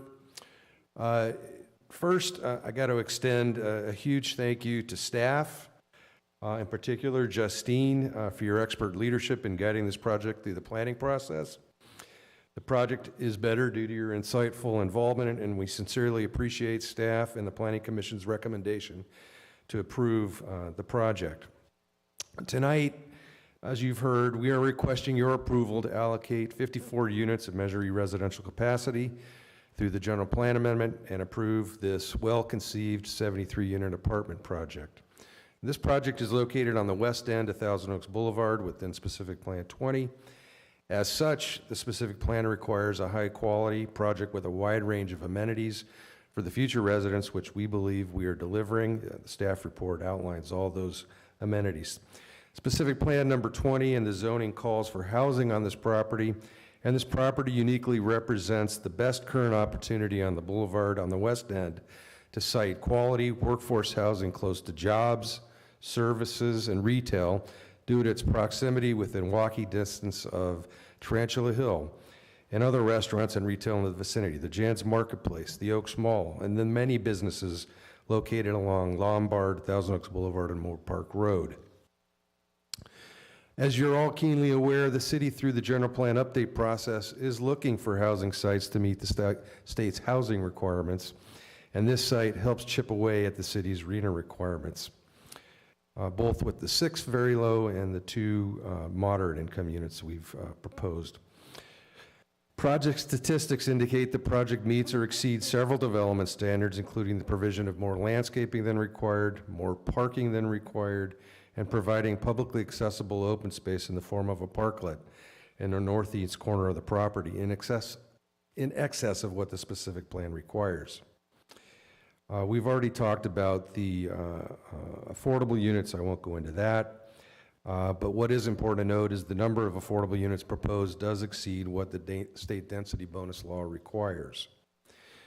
This project checks all the boxes. It provides housing in the western end of the boulevard where jobs are, where retail exists, and where services are provided.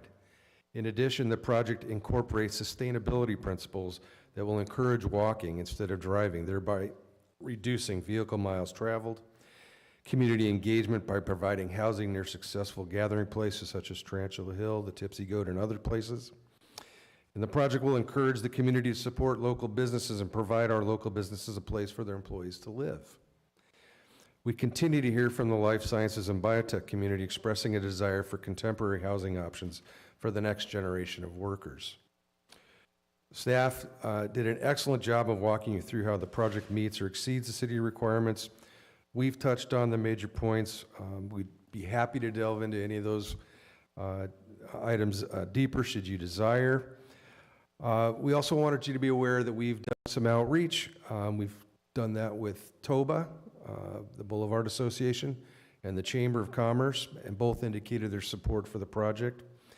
I don't believe there's been any other correspondence received by the city related to this project. And lastly, we've reviewed all 177 project conditions, find them to be acceptable, including the fire sprinkler condition. Councilmember Engler, our plans are to put fire sprinklers into the buildings. In closing, with your blessing tonight, the family is committed to working closely with staff and the community to build a responsive, high-quality project that will significantly upgrade the area by removing an older, tired commercial building and replacing it with a new, vibrant residential community that will serve our residences and businesses well. I appreciate the opportunity to address you all tonight. Our team is available to respond to any questions that you may have. Thank you. Thank you. Council, any questions of the applicant? We've got Mikey, you said yes? No. Mr. Newman. Thank you, Mayor, and thank you, Mr. Khan. Appreciate it. Just two questions. I appreciate what you're doing in the area of what you and team are doing in putting up a green building. You've got more electric chargers than are required, and we're certainly going to be needing more of those. As you know, we've got new building codes coming down the pike from the state that will require electric-only construction in the near future. And my question is this project getting ahead of those and implementing all-electric construction today? I believe we are. Yes, we are. It'll be an all-electric residential in each of the residential units. Absolutely. Excellent. I'm very glad to hear that. That's great news. The other question I had is I touched on with staff about affordability. I appreciate what you've done in working with staff to provide 8 affordable units total. And I would be the first to agree we need more housing in the moderate income category as well as very low income. However, if we're looking at our needs, it's not really so much in the moderate income category.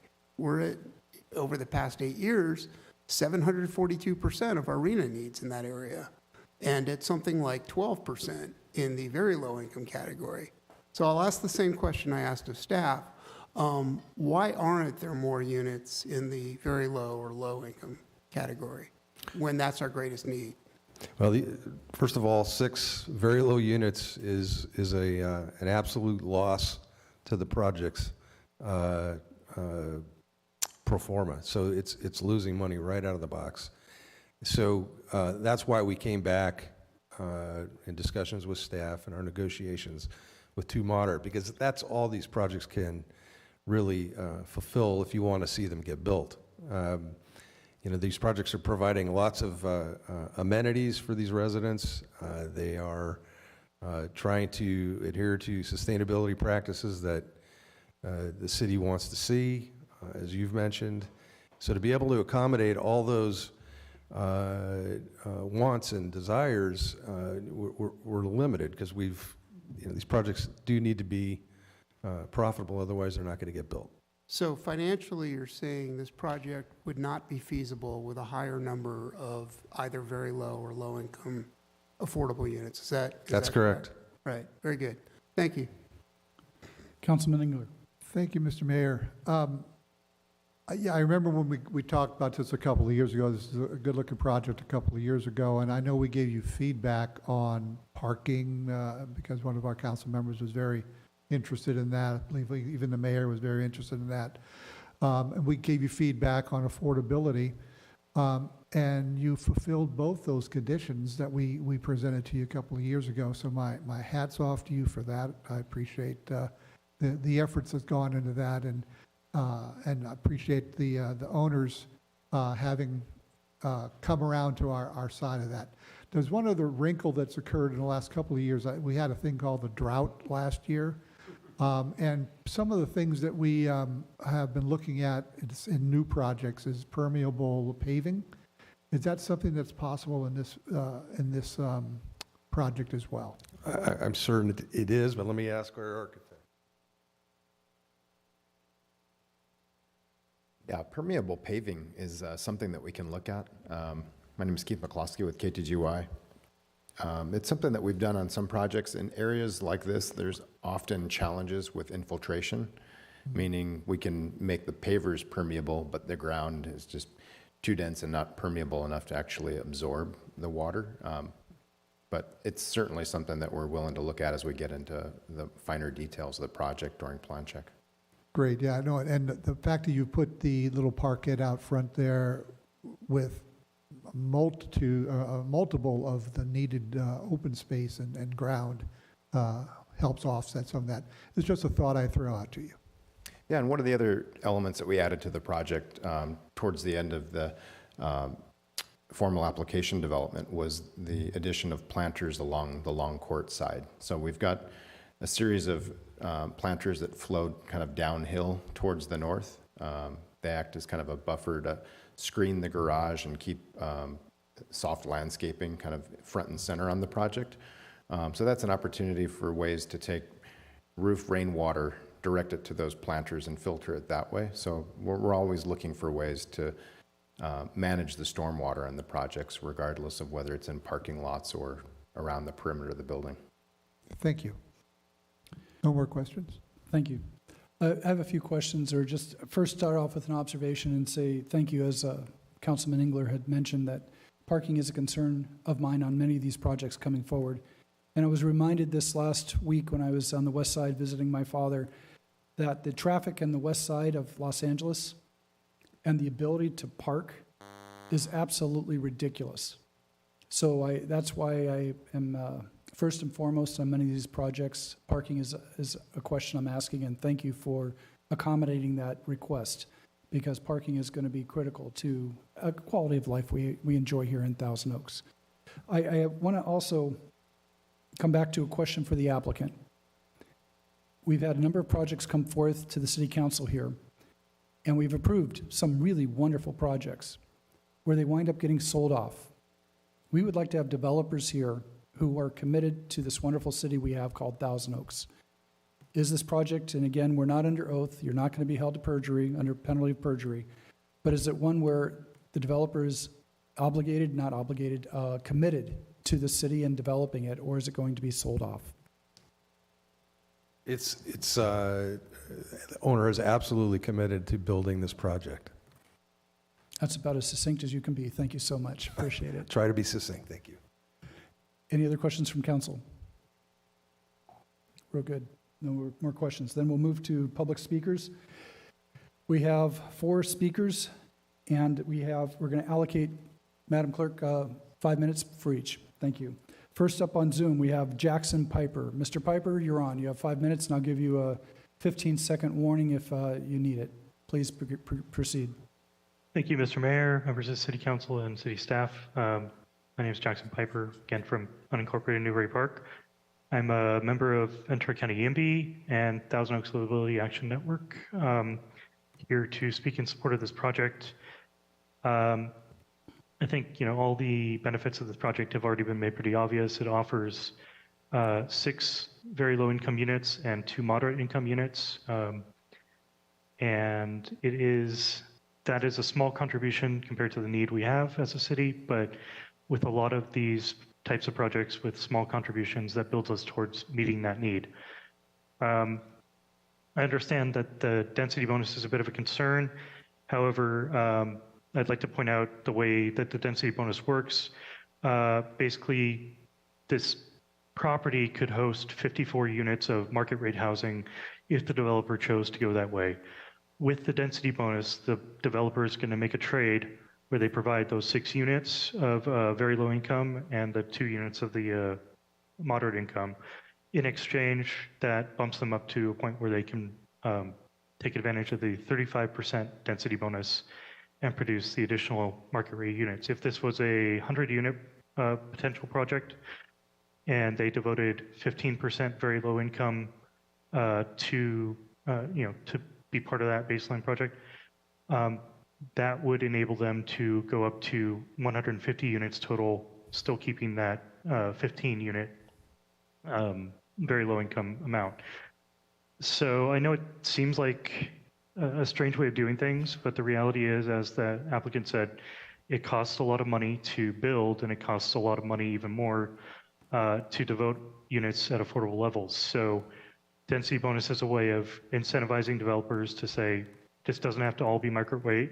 I can provide a community benefit in the form of some affordable units, and that kind of comes back to me, and then I can make more market rate units as well, and possibly make more of a profit, or at least cover the cost of providing the affordable units. So I just wanted to ask the council to approve this proposed project, and I think it's a very good precedent, well, not precedent, but a very good example for the city to promote. Thank you. Thank you, Mr. Piper. Next up on Zoom, we have Kat Selm. Kat, you have 5 minutes. Thank you. Good evening, Mayor, council members, and city staff. My name is Kat Selm, and I'm a member of the Conejo Climate Coalition and a resident of Thousand Oaks. I hope that you'll approve this project, as we're in the midst of a housing crisis and we desperately need more housing. But we're also in a climate crisis, and this calls for the reduction of greenhouse gas emissions. So we really appreciate hearing that the applicant will include abundant EV chargers and will include all electric units. Building electrification is a key part of reducing climate pollution and helping to solve the climate emergency. According to Rachel Golden of the Sierra Club, there's no pathway to stabilizing the climate without phasing gas out of our homes and buildings. This is a must-do for the climate and a livable planet. Building all electric can also help create a healthier home, as gas stoves have been linked to increased asthma, respiratory illness, and impaired lung function. Research has also shown that building all electric is less expensive than new mixed fuel projects that rely on gas. These cost savings can be realized with more affordable units. We hope that you'll approve this project, and we'd like to thank the applicant for going all electric. I'd also like to echo the last speaker's points that when you increase the amount of units that you are allowing a project proponent to build, they can ultimately build more affordable units on that project, and therefore helping us meet our RHNA needs and helping meet the council's goals. So I think that that's just a better use of our limited resources of space that we have in this beautiful city. So thank you, applicant, for going all electric. I think this is a great project, and please approve it. Thank you so much. Thank you. Next up, we have Danielle Borgia, CEO of Conejo Chamber of Commerce. You have 5 minutes. Please step up to the podium. Good evening, Mayor McNamee and council members. Danielle Borgia, President and CEO of the Greater Conejo Valley Chamber of Commerce, and nice to see you all. We spoke in support of this project at the Planning Commission and wanted to also express our support to the council. We feel that this project is really in the spirit of the Thousand Oaks Specific Plan, delivering a quality project. And I think one of the most important aspects of this particular project is the location. We were just, the mayor and I were at a small business, a yoga studio that just opened very close to that location. I just discovered an excellent Mexican restaurant called the Cliff Diver that moved here last year from Malibu. That's also in walking distance. And just going back to the affordable for 1 minute, I also want to make sure we're acknowledging that the applicant is extending the covenant period to the 70 years. I think that is very significant, and we want to make sure we're recognizing them for that accommodation. We also have Santel, Thousand Oaks, that has opened just down the way with Tarantula Brewing across. And so I think it's really going to be bring vibrancy to that portion of the boulevard, and would really appreciate your support on this project. Thank you. You're a walking commercial for businesses here in Thousand Oaks. No wonder you're the CEO. Thank you. Next up, we have Rick Schroeder. Mr. Schroeder of Manny Mansions, please step up to the microphone. You have 5 minutes. Thank you, Mr. Mayor, members of the City Council. Rick Schrader, president of Many Mansions. Many Mansions is a nonprofit affordable housing and service provider founded right here in the city of Thousand Oaks. And we too support this project. This is really a beautiful apartment complex, and I've seen a lot of apartment complexes. It's beautiful. It's creating more housing. I think, as Danielle just said, it is in a wonderful area, just what the city needs in this particular Thousand Oaks Boulevard corridor. And it is providing more affordable housing. I did want to address Council Members Newman's comment, though. This obviously was negotiated in terms of the number of affordable units. The city can go beyond the state density bonus law. That's this whole separate thing.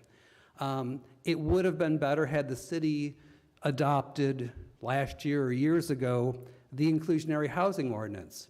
And I would encourage the city to really make sure that it is adopted and that the ordinance goes above the state density bonus law.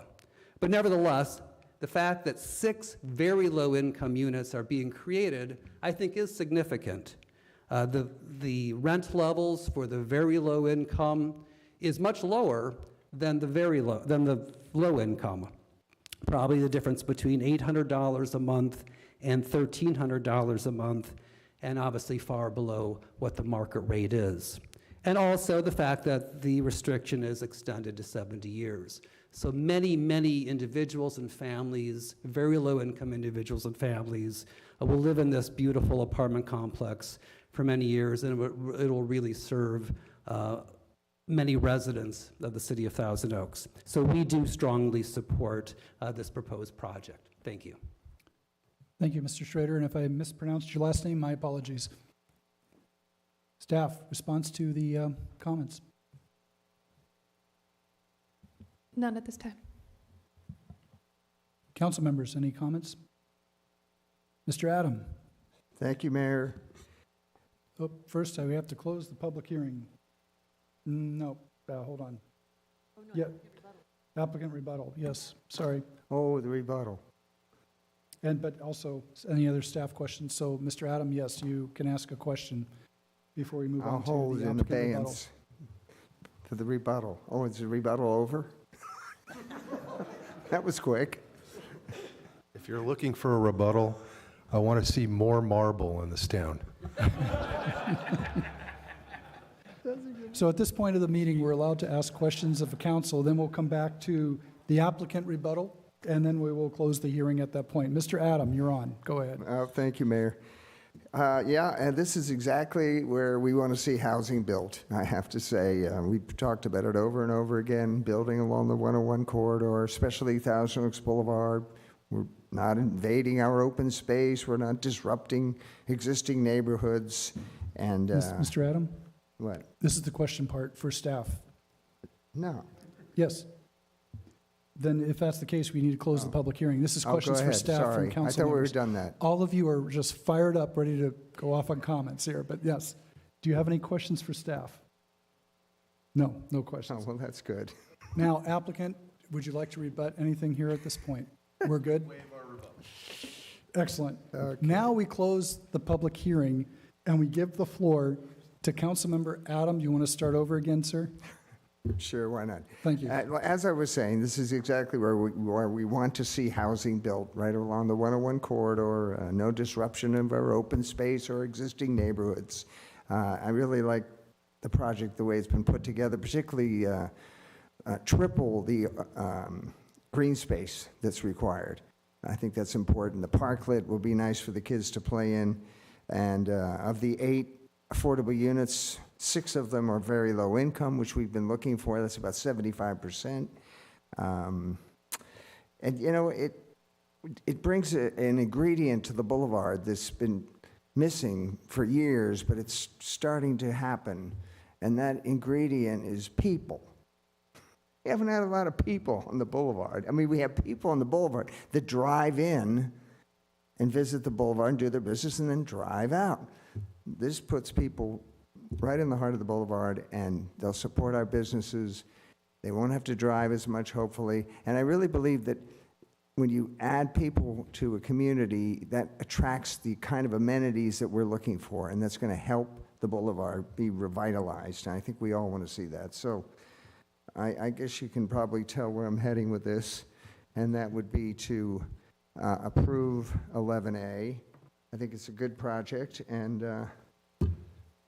that's that. Mr. Taylor. It's interesting because maybe Mr. Cohen mentioned it checks all the boxes. That actually, when I was reading the report, that's the thing that I recognized really quickly. You guys did a phenomenal job on this. My wife and I actually went to Cliff Diver 2 weeks ago. If anyone hasn't been there, it's phenomenal. Great vibe, great experience. The food's incredible. And one thing she mentioned to me was, we just need a little bit more people here, a little bit more life. So I think adding this will actually help a lot of our retail. The other thing with office changing, which we're seeing, and also the residential challenge we have of being so undersupplied, you guys are right over the target with this one. I think this is a great project. KTGY, Keith, phenomenal job. This project looks great. I'm excited about this one. I think this will be great for our community. I think this is becoming into a regular TV commercial here. This is wonderful. Let's start promoting more businesses. Mr. Newman. Thank you, Mayor. I want to concur with several comments that were made, both by the public and by the applicant. I agree with Mr. Cohen in his characterization that this is a well-conceived apartment. It is, the architecture is very nice. It's a quality project, it's right. It's nice to see conversion of old commercial property to residential, which we badly need. At the same time, and I want to agree with Mr. Schrader that while I certainly would like there to be more low income and very low income units, 6 is significant, and I would agree with that. At the same time, before we get too comfortable patting ourselves on the back, I also want to concur with Jackson Piper, who is, by the way, a planner by trade. And he characterized the number of low-income units as this is a small contribution compared with need. Now, I certainly don't mean to put all that on this applicant. That's providing enough housing at all income levels for all residents of our city, as we heard earlier tonight from many residents, is a primary concern. And no one applicant is going to address that, but we need to, on this side of the dais as a city, address that. And that's my concern. And if I seem concerned about 6 being a relatively small number, that is where that concern is coming from. But at the same time, I agree that this is a quality project, right place, right time, and I'm happy to support it. Thank you. Mr. Engler. Thank you, Mr. Mayor. And yes, I'm getting hungry for some Cliff Diver ceviche, actually. I want to just reflect a little bit on the process of what we have been doing here for several years now, and my compliments to the development team, both on part of the city and the applicant. We passed this a couple of years ago on a 3-2 vote, and we gave some suggestions for improving the project, and those suggestions were taken to heart by the applicant. This is a great example of how working through the city and working through through the wishes of the council and via the public, via the council, makes for a project that we all are up here saying it looks like a really nice project. The one thing that I really am impressed by, and my compliments to the property owner, a 70-year covenant for very low income housing is almost altruistic. And I wanted to compliment the applicant's team for bringing that to us. It's something that I hope other developers look at and decide that this is a way really to not only build a project that brings income into themselves, but also brings a project that really helps the city not only meet its RENA numbers, but become a city for everybody. And so my compliments to the development team for bringing that to us. And the system here worked once again. So I think for me, this project, as has been mentioned, does check all the boxes. Thank you. I can echo some of the same comments that my fellow council members have made. I appreciate the applicant listening to council the first time this came forth. You've addressed those challenges that were brought to you, parking being specific, the one that I brought. The building is beautiful. The amenities will be enjoyed by the people there. The 70 years will outlast the quality or the existence or the building itself. So very generous on your part to make it 70-year covenant as compared to the traditional one that's done. And I'm just very excited about this project, and hopefully the interest rates come into play that we can actually begin building on this project sometime in the near future. So with that, I'd like to honor the motion that was put forth by Councilmember Adam. Madam Clerk, would you please call the roll? Councilmember Engler? Yes. Councilmember Newman? Yes. Councilmember Taylor? Yes. Mayor Pro Tem Adam? Yes. And Mayor McNamee? Yes. And that motion passes 5-0, and I have an ordinance title to read. That ordinance title is the ordinance approving a development agreement with SJG Long Investment relating to development of property located at 88 Long Court, APN 669-0-202-260, Thousand Oaks, California. Development Agreement 2022-70822-DAGR. Thank you. And my thanks to city staff for the wonderful job, and congratulations to the applicant. We look forward to completion of the project. Madam Clerk, would you please open the next hearing? Hearing advertised as required by law is open to consider Agenda Item 11B, Fiscal Year 2023-2024 Community Development Block Grant Action Plan. There are no public speakers. And we are talking about the Community Development Block Grant Action Plan for city staff to make their presentation. Ms. Lynn Oshida, Community Development Analyst, it's all yours.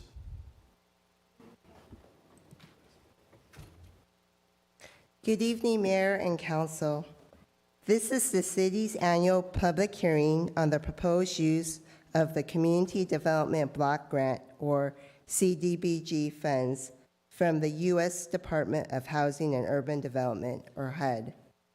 The CDBG funds will be used to benefit low-income Thousand Oaks residents. City staff is requesting City Council approval on the HUD document. The 2023 CDBG Action Plan was prepared in consultation with the public and local stakeholders, and a copy of the draft document was posted on the city's website and at City Hall for public review prior to tonight's meeting. The city's annual CDBG Action Plan budget is approximately $700,000. The 2023 CDBG Action Plan was prepared with community outreach. A community needs assessment and notice of application was conducted for 70 days. The city received 8 public services and 3 project applications. The draft document was posted on the city's website and at City Hall for 30 days. Attachments to the staff report provides an action plan summary. All comments that were received during this period, in addition to comments that are heard tonight, will be included in the final action plan document and submitted to HUD. This slide shows the breakdown of the 2023 CDBG allocations. As you can see, CDBG funds are focused on housing rehabilitation and public services. Recommended agencies for CDBG funds have HUD experience and are capable of complying with HUD regulations. The multifamily rehabilitation activity will benefit 72 units at Many Mansions Bella Vista project, which involves replacing carports. The CDBG grant is for $175,000. The single-family rehabilitation activities will benefit 30 low-income units. Both Habitat for Humanity and SAFE will each receive a CDBG grant to run their own mobile home rehab program. The SAFE program will focus on replacing HVACs, roofs, and water heaters, while Habitat's program will focus on painting, ramps, flooring, plumbing, electrical work, walk-in showers, and grab bar installation. This slide lists the 4 social service agencies and program activities that are being recommended for CDBG funding. These programs will benefit over 1,000 low-income Thousand Oaks residents. Action plan budget includes staff costs to ensure CDBG programs are in compliance with HUD regulations and the County of Ventura Fair Housing Program. Staff is requesting city manager's authorization to adjust the CDBG allocation budget should HUD revise the CDBG grant amount. With council approval tonight, the County of Ventura will submit to HUD the finalized 2023 CDBG action plan and grant agreement. This concludes the slide presentation, and staff is available to respond to your questions. Thank you for the presentation. For questions, in addition to yourself, we have Mr. Calvin Parker, Community Development Director, and Scott Kolwitz, Interim Planning Division Manager. Council, any questions for staff? No questions. Let's move to public speakers. We have no public speakers at this time, so let's, Madam Clerk, we'll close the hearing, and we'll go to council discussion. Any discussion upon council? Mr. Adam? Well, thank you, Mayor. You know, we talk a lot about affordable housing. The best affordable housing is the units that are already built, you know, because we just have to maintain them, and that's exactly what these funds do. For very low and low-income people, that's where these funds are directed. I'm particularly happy to see money heading to our mobile home parks. Senior Alliance for Empowerment is an advocacy group that represents mobile home parks. They're getting a substantial amount of money. In fact, since 2016, we've sent over $750,000 to SAFE that goes directly to maintaining mobile homes. And Habitat for Humanity concentrates really on the same thing. They work in the mobile home parks for different reasons and maintenance, et cetera. And we've given them $480,000 over the last time. So that's $1.25 million to support true affordable housing. And it, you know, it does show you that the council understands the importance of mobile home parks and the affordability aspects. Thank you. I'll move it. We got a motion. Any other? Mr. Newman. I concur completely with Councilmember Adams' comments. The best way to prevent homelessness is to keep someone who is currently housed in their home, and that's what these funds do. And I'm grateful for all the work that staff does to ensure that we have funding available for our residents who need it. Thank you. Any other discussion? We have a motion on the floor. Madam Clerk, please call the roll. Councilmember Engler? Yes. Councilmember Newman? Yes. Councilmember Taylor? Yes. Mayor Pro Tem Adam? Yes. And Mayor McNamee? Yes. And that motion passes 5-0.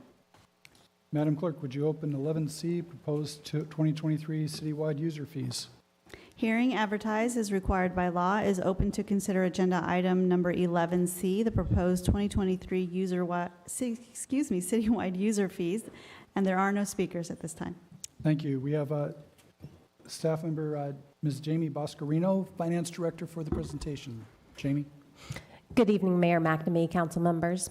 Tonight we're here to hold the public hearing on the proposed fiscal year 2023-24 and fiscal year 2024-25 citywide user fees and development impact fees. A public hearing is required in order to legally establish fees that are charged to the public. The format is similar to the study session that we held last month. This hearing was noticed to the public per requirements in order to be transparent about the topic and discussion and provide ample notice for interested parties to send in comments or speak tonight. If adopted, fees will go into effect on July 1st, 2023. This action tonight is the third step in our fiscal years 2023 through 2025 biennial budget process. Staff has been diligently working on our budget process and the user fees in specific since mid-2022. We also presented the proposed user fees to the Finance Audit Committee on March 9th. The user fees are a part of the city's proposed fiscal year 2023-24 and fiscal year 2024-25 biennial budget. The proposed user fee manual includes 261 fees with approximately 660 subcomponent fee items. The fees comprise both development-related user fees as well as non-development-related user fees, and then also included are development impact fees. Just a quick reminder, we went over this last time, but there is a legal difference between a tax and a fee. Proposition 26 established what constitutes a tax, essentially a levy, charge, or exaction that is imposed by a government that doesn't meet one of the 7 exceptions set forth in the proposition to be a fee. A fee, on the other hand, is a rate charged to an individual or a group that receives a private benefit from services provided by the city. So as I mentioned, there are 7 exceptions, which are listed here on the slide, that are included in Proposition 26 to a charge being classified as a tax. Each fee in the proposed user fees manual delineates which exception applies to that fee, so City Council and the public can be assured that due diligence was performed to ensure that every fee listed in the user fees manual is in fact a fee and not a tax. There are several common fee concepts that guide the development of user fees by local governments. Besides meeting one of the 7 exceptions, a fee must also be based on the cost of the service provided. Governments can only legally charge the user what it costs the city to provide the service, excluding fines, penalties, and rent. The fee must specifically benefit those who are paying the charge. The fee must not unintentionally be subsidized, which is ensured by performing cost of services studies, and it must be reasonable and not arbitrary. There has to be a basis for charging the amount of the user fee. The city has a full cost recovery policy when it comes to setting fees based on our commitment to fiscal sustainability. Our goal is for the fee revenue to cover the cost of staff providing that service to the user, so it is not subsidized by general taxpayers. When a fee is set under full cost recovery, that means that the general taxpayer is subsidizing the private benefit that a user receives. The fee is calculated based on the cost of providing that service, which includes personnel costs, materials, and overhead. The proposed user fee manual considered tonight is comprised of development and non-development user fees, as I mentioned. The fees cover services from each department, such as various building permit fees, rental of city facilities. Development impact fees, such as our traffic impact fees, are governed under the Mitigation Fee Act, AB 1600, and we do an annual report on that. Our fines and penalties, rates and charges for water and wastewater, and our assessments for lighting and landscaping districts are also included. The proposed user fee manual is broken out into 6 different sections. That first section includes a fee detail sheet for each user fee, which includes a variety of information regarding the fee, including the amount of the fee, of course. The second section of the manual includes the comparison of the user fees that we presented at the study session to what is being proposed tonight. That third section includes city council exceptions. The fourth section includes non-compliance fees, which are fees that are charged to users that commenced on their activity prior to receiving approval from the city to do so. And the fifth section includes development impact fees, with the sixth section included resolutions that are recommended to be adopted by council tonight. Just to cover a few minor changes that happened since the study session, in our community development department, building fee B11 was removed from the user fee manual since the last study session. At the April 4th, 2023 City Council meeting, City Council repealed the residential resale requirements, negating the need for this fee. The Cultural Affairs fee, CA 22, our labor rates for technical services, has also been revised since the study session. This revision is due to a review of labor rates of theater personnel after the study session, and a review of the theater's comparable study, which had our city theaters at the lower range of labor rates, so it's minor revisions to increase those labor fees. Police fee, LE05, the administrative fee for towing of certain vehicles has also been revised since the study session. This revision is due to the County of Ventura increasing their tow fee in March 2023 from $200 to $210, so we reflected that revision in this manual. And then the Public Works fee, PW 25, the appeal of administrative or traffic and transportation commission decision, has one sub fee that was reduced based on the recommendation of both the Finance Audit Committee and then approved by City Council at the study session, and that fee was reduced from $400 to $250.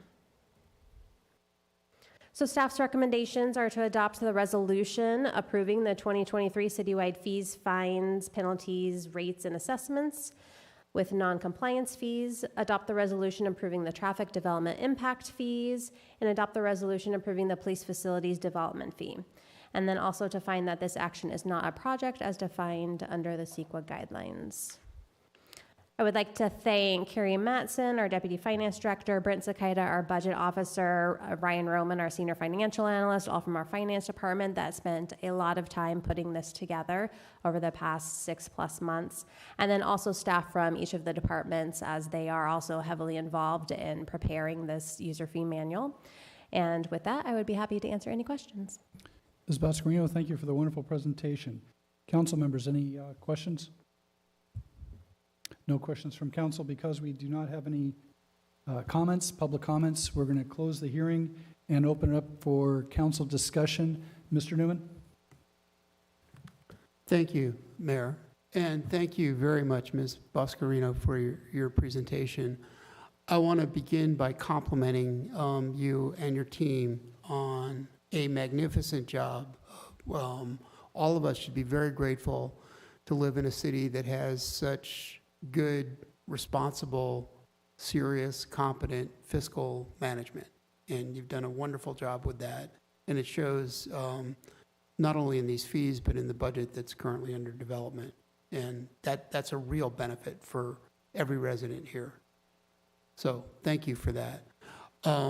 As you know, you knew there was a however there. As you know, out of the 261 fees here, I object to exactly one of them.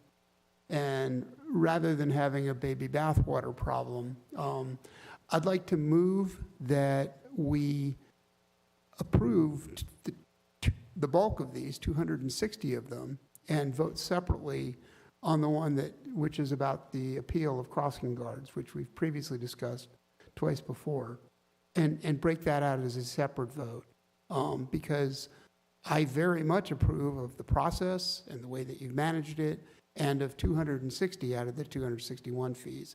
So what I'd like to move at this point is approval of all but the cost of appeal fee, the Public Works appeal fee. So that's 260 fees, and then have a second motion on just that one appeal fee. Any other discussion? Mr. Adam? Why would we want to do that? Because I approve of this in the whole. Yeah. And again, there's a baby bathwater thing. I don't want to go on the record saying, no, these fees are terrible, because I don't believe that. I disagree strongly that one of those fees should be in there in the first place. As we've discussed twice before, that fee, we initially said it would be set very low, and $250, as you heard previously, is not low for many people. And process-wise, I don't think this should be heard by staff in the first place. I think the public should be able to look us in the eye when we're telling them, you don't get a crossing guard anymore. I'm not here to relitigate that. I'm here to vote up or down on whether that should be part of the entire thing. Just unusual. In the last decade, I can't recall ever pulling one fee out of the, as you mentioned, 262 fees and voting on it separately. So It seems we've to never me done that- it before? That's the reason we can't do it? Really? What's that? We can't do it because we've never done it before? I don't think that's a No, very I good didn't say we reason. can't do it. I just said it's unusual. It seems to me, I mean, well, first of all, I'll just, and I don't want to go over the whole thing again, but it Yeah, is me an neither. 80% reduction from the cost. And the city and the council has been committed to full cost recovery of taxpayer dollars. And this particular fee is an 80% reduction from what it would actually cost. So it's not like it hasn't been reduced. And it just seems to me, I don't want to politicize the fees. And it seems to me by pulling this one, it's politicizing it. This is a fee schedule. It's not a political issue. We've already discussed the fee. I'm not looking to reopen the negotiation I know that. on whether And my staff point being, or- we already discussed it and it went through 4-1, and it seems to me that's the end of it. But we're not voting on whether there should be, whether this should be done by staff or by council. We're voting on whether we approve of this fee. Well, we're voting on it because you're asking us to pull this one fee because you don't agree with it. Correct. And to me, that's. On the fee. We're The fee, we're not going the on a question. slippery slope here. We're starting to politicize the fee schedule. I mean, maybe, I don't I'm not agree sure if with. you're aware, Al, but in many universities, when they teach economics, the name of the department is political economy. Whether we like it or not, all economics is political. Well, to me, it opens up a potential slippery slope. Maybe I don't like the fact that we charge a fee for a block party, because I like block parties, and I don't think there should be I a would fee be charge. happy I to mean, consider a all of motion us to could break come that up with out. some fee that we don't particularly like and have it pulled, and pretty soon, we're fighting over many different fees. If you don't like block party fees, I would be happy to entertain a motion. Hold on, David. I brought that up as an example.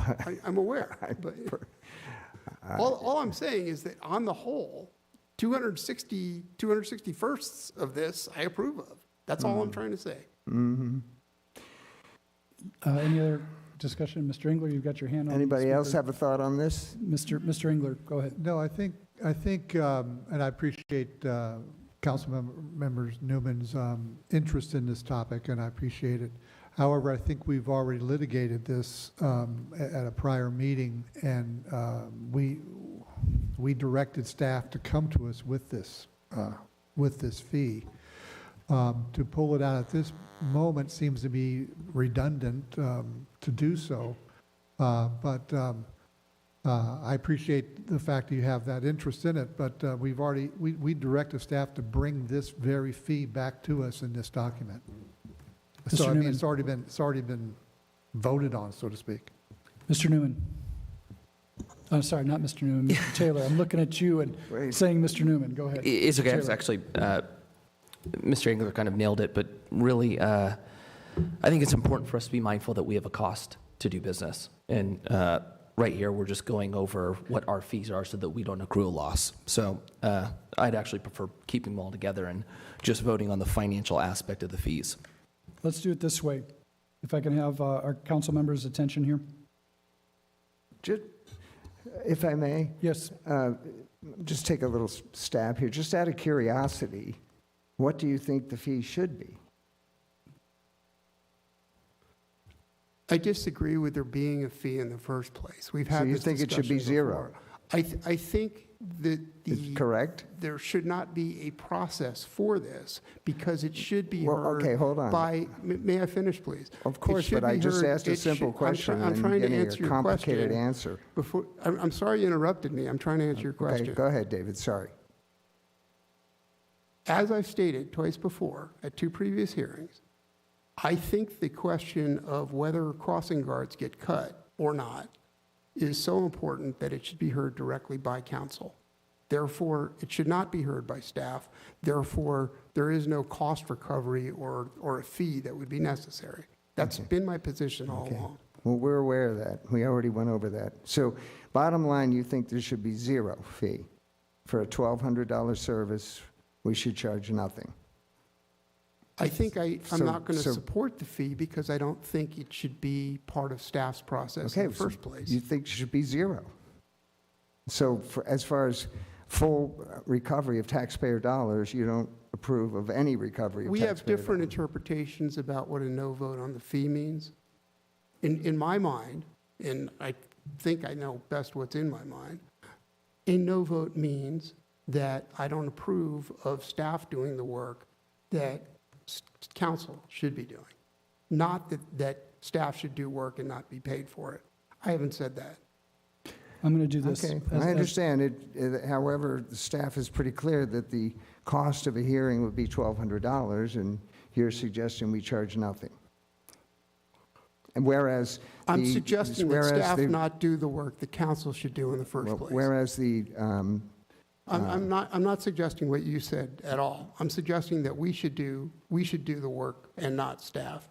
In any event, Mr. Mayor, okay, I can count, and it's quite clear to me that other council members are not willing to support my proposal. So I want to withdraw that proposal and propose a straight up or down vote, and I will vote against this, not because I'm against the process, but because, I've tried to make abundantly clear twice before, we are shirking a responsibility that is properly ours, not staff's. Thank you. Thank you for doing that, because you saved me a step there trying to explain how we're going to get to this using Mason's Rules of Order. So I appreciate that. Thank you. Any other discussion? I will say that the financial committee that Bob and I serve on brought that fee down, despite what staff recommended, by 80%. So that's what we recommended to the council. So it wasn't like it wasn't well thought out. So we have a motion on the floor. Just one quick comment. No, yes, we We do. don't have a motion yet. He did. Newman did. Oh, we did, okay. No, he withdrew it, but came back and says, I want to move that he wants to do it in its entirety. Is that correct, Mr. Newman? You made that motion, or no? That's correct. All right. Okay. The motion is, I'm moving to approve them in their entirety since council, my colleagues refused to consider breaking out one of these fees. well, that's what the crux of the motion is, that we break out this one fee. All right, stop. By voting stop. no on that motion, we're Stop. not voting against the fee schedule. I need to bring this meeting back. Here's what's gone down, and this is the way we're proceeding. A motion was made to remove one of the 161 of the fees, whatever the number is. He has withdrawn that. He has made a motion to accept all of them. So we have a motion on the floor to accept all the fees the way they exist right now. Are we all clear on that? Second, is there any more discussion before I call for the motion? Mr. Engler, any No, just comments? when we discussed this, and Councilmember Newman reminded me, when we first discussed this a couple of months ago, I did mention to Mr. Newman that this was the place to discuss this. So I understand and I appreciate him bringing this up, as I mentioned. But I think we have already, as I mentioned, we've already discussed this and brought this very fee back to us. So I could support the motion as presented by Mr. Newman. And I'll give it back over to you. Any other? Just Go so ahead, I Mr. understand, the motion is to approve the fee schedule. Approve the fee schedule in its entirety. I just want to be clear that it's actually staff's recommendation because there's 4 recommendations. So All right. are you moving to approve staff's Mr. Newman, would you Yes, please? yes, I am moving to, which includes 261 fees, not 260. So we're approving 11C, staff recommendation 1, 2, 3, and 4. Madam Clerk, is Yes. that clear to you? Thank you, yes. Excellent. Would you please call the roll? Councilmember Engler? I think yes. Councilmember Newman? No. Councilmember Taylor? Yes. And Mayor Pro Tem Adam? Yes. And Mayor McNamee? Yes. And that motion passes 4-1, with Councilmember Newman voting no. Let's move on to 13, department reports. A, Lynn Road and Hillcrest Drive bike lanes and pedestrian improvements. We have from city staff Masood Rizvadi. Did I get that correct, sir? That's correct. Excellent. Engineering associate. Sir, you have the floor.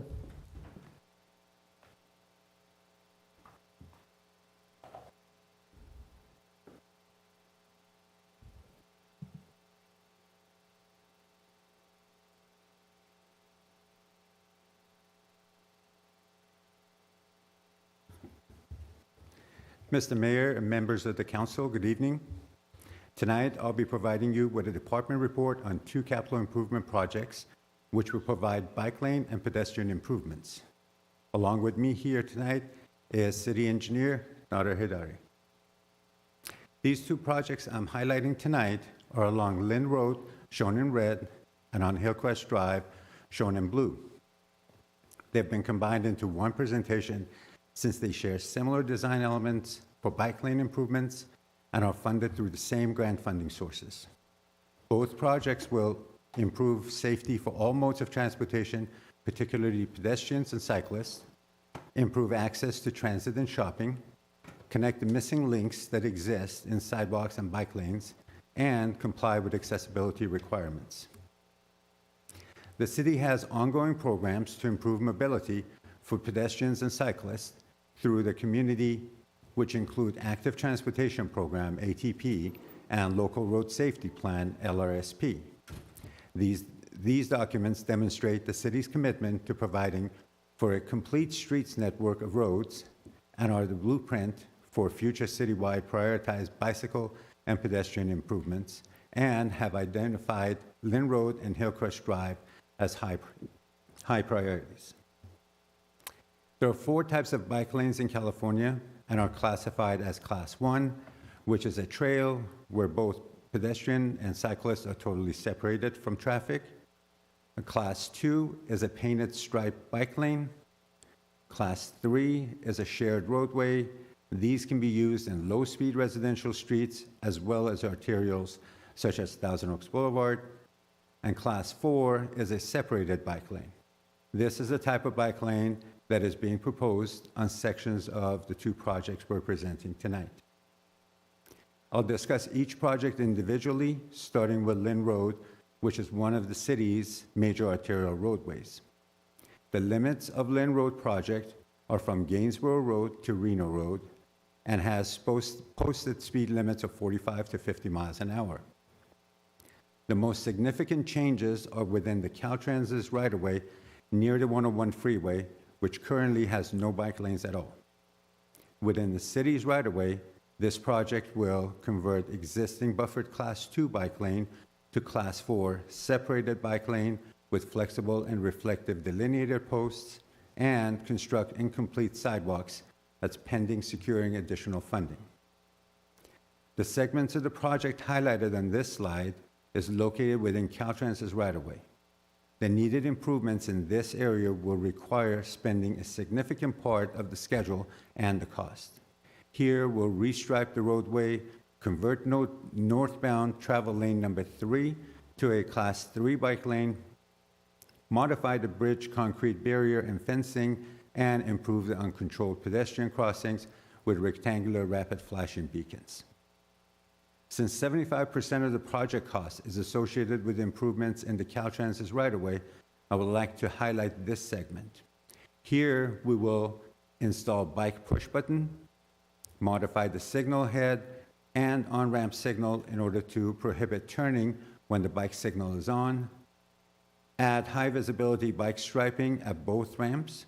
We will also upgrade the bridge safety elements to comply with current standards, including on the west side, replace existing barrier with a taller new concrete barrier and fencing. On the east side, replacing existing fencing to match the west side. Restriping of the roadway includes width of the southbound lanes, travel lanes will be reduced to 12 feet and reduce northbound travel lanes from 3 lanes to 2. And lastly, since currently no bike lanes exist on the bridge, we will add Class 4 bike lanes on both northbound and southbound directions. To achieve this, The travel lane number 3 in the northbound direction will be repurposed to the new Class 4 bike lane. However, we will be able to squeeze in the Class 4 bike lane in the southbound direction without any loss of travel lanes. In the southbound ramps, we will add high visibility bike striping, we'll reconstruct curb ramps across Lynn Road, reduce lane number 2 width in both northbound and southbound directions to 12 feet, add Class 4 bike lanes, and install marked crosswalk with yield line and rapid flashing beacons. Outside of the US overcrossing area, for the remainder of the project limit that are fully within the city's right-of-way between 101 and heading south to Reno Road, the project will convert the existing Class 2 buffered bike lanes to a Class 4 bike lane by adding flexible and reflective delineator posts. These improvements, including the number of travel lanes and the type of bike lanes, will be consistent throughout the project. Staff will also be working on securing additional grant funding for installing approximately 8,000 linear feet of incomplete sidewalk segments in the 3 areas shown on this slide. That's in an effort to achieve a continuous pedestrian pathway. The proposed Lynn Road funding sources include approximately $5.3 million in currently approved state and federal grants, which require about $1 million in local match, and $3.5 million in future funding for the construction of incomplete sidewalk segments along Lynn Road.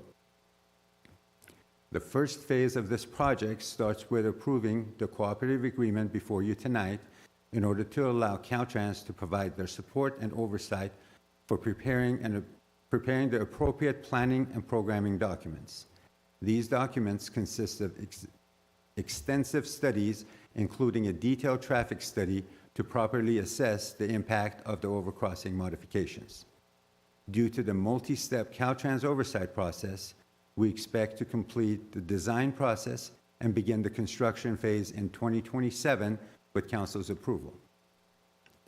Now we'll look at the second project, the Hillcrest Drive improvements. Hillcrest Drive, with the exception of the project limits highlighted in red, is striped as a 1 or 2 lane roadway in each direction, which spans most of the width of the city. The project limits here are from Moore Park Road to Lynn Road, which is a 1.25 mile long, 6 lane divided roadway with raised center median and without any bike lanes. Improvements in this area include converting travel lane number 3 to Class 4 bike lane in both directions, shown in red, and constructing the incomplete sidewalk segment from McLeod Avenue to Lynn Road, shown in blue. The roadway capacity after these improvements will be more than ample to serve existing and future traffic volume projections. Here you see the lane configurations of the roadway. The existing conditions on top has 3 travel lanes in each direction with no bike lane. And at the bottom is the proposed improvements with 2 travel lanes and a new Class 4 separated bike lane in each direction. The funding sources for this project include $2.8 million from state and federal grants and a small contribution of $106,000 from the city's general fund. Design phase of this project will begin in the fall of this year, and we expect to begin construction in spring 2025 with Council's approval. Our outreach efforts included for Lynn Road, City has received general and preliminary comments from Caltrans as part of their review of the city's ATP grant application. For Hillcrest Drive, public outreach was performed by our traffic division and was reviewed by Traffic Commission in July of 2021. Same year, the feedback from a questionnaire resulted in 230 responses with 73% in favor of the improvements. Our presentation to the Traffic Commission in February of this year was the first step in our public outreach, continued by this department report in order to offer the public opportunities to provide feedback to the city on the proposed enhancements. Both projects will have dedicated websites, and as we move ahead, we'll conduct further outreach efforts for both projects, including stakeholder engagements. The recommendations are in the staff report, and the staff is available to answer any questions you may have. This concludes our presentation for the Lynn Road and Hillcrest Drive Bike Lane and Pedestrian Improvements Project, and we would be glad to answer project-related questions. Thank you. Thank you for the presentation. Council has questions? Mr. Newman. Thank you, Mayor, and thank you very much for this great project, these great projects, and your presentation. Just one question on the green strips that are going in. In other places in the city where they've gone in and they're striped, it's almost like riding over rumble strips. And I'm wondering whether the green paint that's in use is a DOT requirement, or if there's anything that could be done to make that green, the striping smoother for cyclists. Yeah, I can help field that one. Nader Haidari, city engineer. We've used that green striping ourselves on Westlake Boulevard and a few other locations and haven't experienced that. I think maybe we're using a more mild mix or a less coarse or harsh mix than potentially is being used in other areas. So I haven't heard that before. I know we have some members of the bicycle advisory team here tonight. They can maybe comment on that. And if we're doing something that is not desirable by the public, we can certainly reevaluate that. Okay, thanks. I mean, you're using better quality paint than in Santa Monica. The paint, they also green striped everything. And in 3 months or 6 months, all of that stuff looked terrible. It got very dirty very quickly, and that hasn't been the case here. So, good start. Thank you. Thank you, Mayor. Mr. Engler. Thank you, Mr. Mayor, and it's good to hear that we compare favorably to Santa Monica. That's great. Just one real quick question on the outreach that you have done so far and the outreach that you're going to be doing in the future. I know in the past, the mall, Maestridge was a little concerned about access to their mall and things like that. Have you had much feedback from them on this project? Can we expect that to happen as well?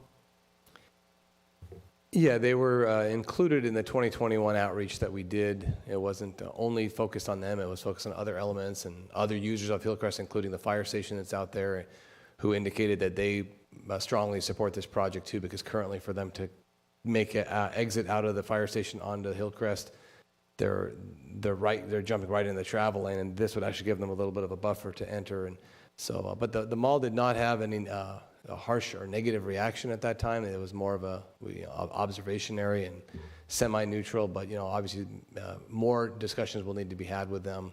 I would like to point out that the travel lane, these buffer bike lanes would drop at the intersection, so there would still be the capacity to turn in at those intersections, and the intersection capacity would be preserved to the greatest extent possible. So that will still assist in the ingress and egress out of the main intersections and streets that cross Hillcrest, which would help alleviate a lot of that concern.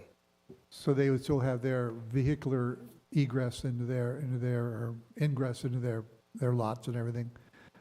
I would think as more and more people migrate toward active transportation, that this might even enhance their population down there. Great, thank you. Mr. Taylor. So my dad's an avid bicyclist. He's going to be very happy with Trent here. I imagine Dad as well. The question I really have I know you mentioned it went to Traffic Commission. For the traffic study, can you talk about how it impacts traffic moving from 3 lanes to 2 on Hillcrest Drive, not only today, but forward facing? And is there any challenges with us creating over congestion by doing this? Yeah, I can touch on that as well. Most of our boulevards in town are 2 lanes. If you look at the majority of Lynn Road, you look at Thousand Oaks Boulevard, and you look at Westlake Boulevard, and by and large, 2 lanes is the max of our city, and that serves well for all those roadways. In this case of Hillcrest, the current traffic volume is 19,000 vehicles per day. That's actually the maximum volume. It's been less, obviously, the last couple of years. Volumes haven't fully rebounded to pre-COVID levels or exceeded them yet. And the current roadway capacity with the 3 lanes is 55,000. So the roadway is quite over-designed as it is right now. And even if we go to the 2 lanes, the roadway capacity is 37,000 vehicles a day, and there's only 19,000 there currently. So there is still plenty of capacity. And the other thing associated with this project is we're not permanently demolishing the street and moving the curb over or making such drastic permanent modifications that can never be undone or can only be undone with great expense. These are relatively modest in terms of what is being installed to create this buffered bike lane. And so should there be a point in time, 30, 50, 20, 70 years down the road, to reevaluate the situation and repurpose it for some other means, or automated buses or other transportation modes that may transpire or come up at those point in time, it would be relatively easy to do that. Okay. This actually question is maybe more for curiosity. The maximum cars for a 2-lane, you said 37,000, that's max capacity. Where's the sweet spot? Is 37,000, it's congested and we're all Yes. frustrated? Right. Where do we want to be, and do we feel like there's a lot of room still between the 19,000 and the ultimate, if we could have, perfect scenario and we're not bumper to bumper for too long, et cetera?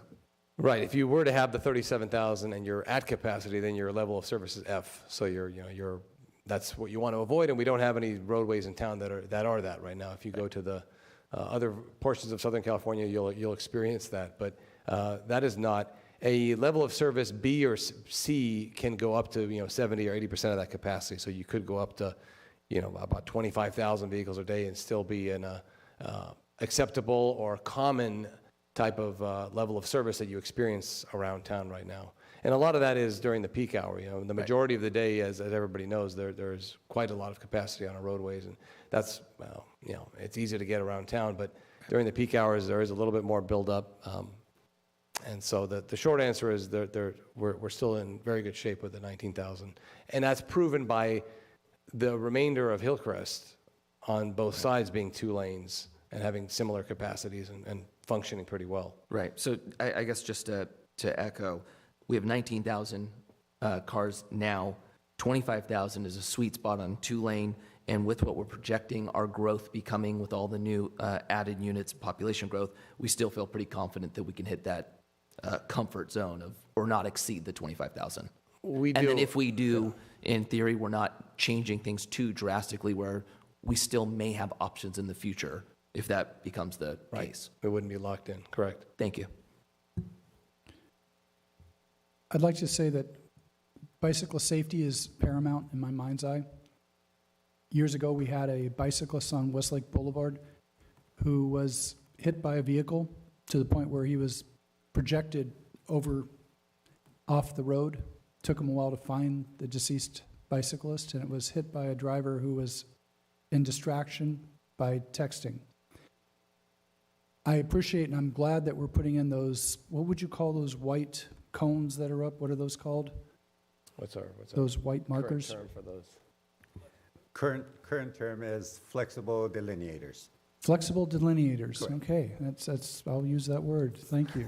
Flexible delineators. I'm glad we have them there. My preference would be if we had some sort of, as you described, the Class 4 has sometimes a sidewalk or an elevated area with breaks every so often. And I noticed that for the sake of may have to remove those, it's easier for us just to take the delineated cones out and just have it as that proceeds. And that's wonderful to help the distracted driver who they are alerted before they hit a bicyclist to recover and come back onto the road. My question on overpass of the 101 freeway, if I understood you correctly, we're losing 1 lane. Is that correct? You're correct. It's on the northbound. Correct. Correct. I'm with you. Because sometimes it can be very crowded on that overpass, and that's not even at peak hours. As much as I'd love to keep the bike lanes, because it's going to be a wonderful mode of travel, and maybe at one point some land far, far away in some distant time, we connect all our bike lanes so that way it all is a continuous loop throughout our city with protection for the bicyclists.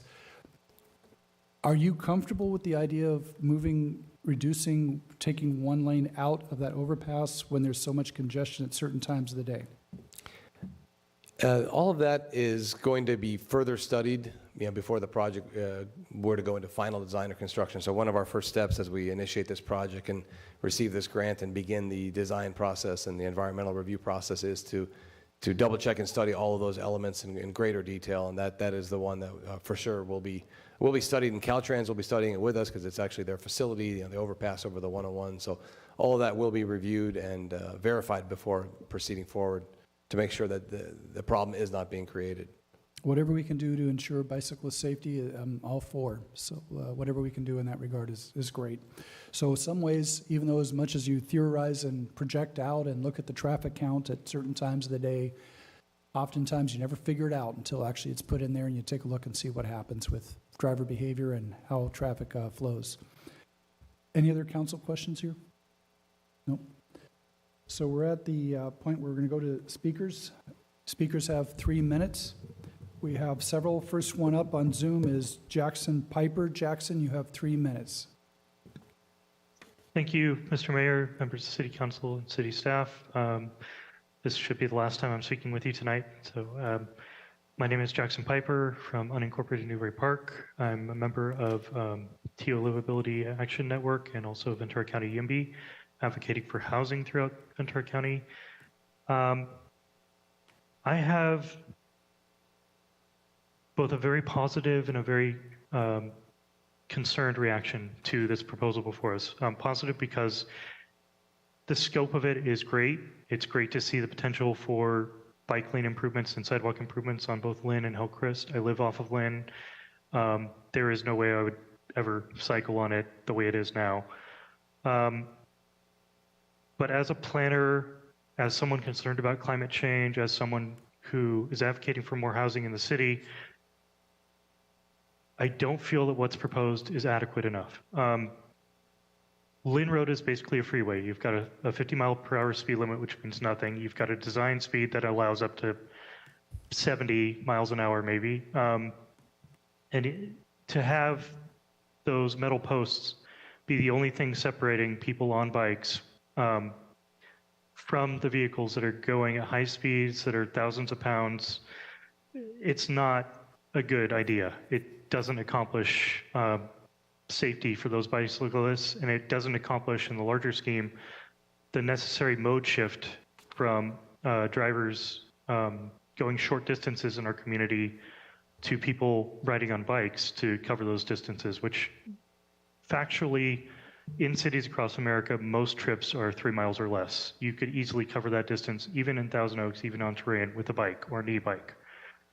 But you've got to have adequate facilities to allow for that. And if I'm a parent, if I'm concerned about my child going around the city, what's going to make the difference? Is it going to be those small metal posts that you see on the side of the intersection of the 405 and the 101, where most of them are missing and the rest are all bent? Or is it going to be a solid concrete barrier or a jersey barrier composed of K-rails that provides protection for the users there and provides protection for the sidewalk users as well?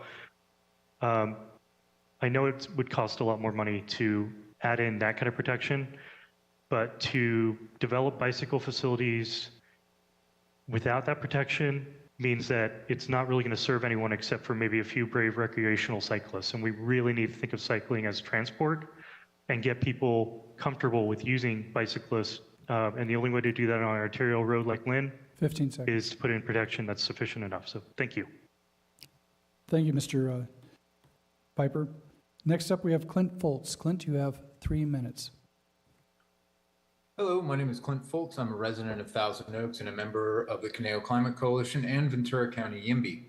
I'd like to voice my support for the proposed bike lanes and sidewalk with qualifications. In order to reduce climate emissions to meet the safest warming scenario of 1.5 degrees Celsius, experts tell us that cities need to focus on increasing density, mass transit, cycling, and walking.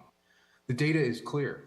Electrification alone will not be enough to make the urgent change needed to protect our planet's resources. We need to create a more walkable, bikeable city that also supports pathways for mobility devices used by persons with disabilities. I'd also like to request that the new bike lanes be truly protected by using solid concrete barriers or jersey barriers. The case for investment in cycling and walkability is not just good financial sense. It is essential for healthier, safer, and more equitable cities. And studies show that protected bicycle lanes reduce fatalities for all road users. That includes drivers of automobiles.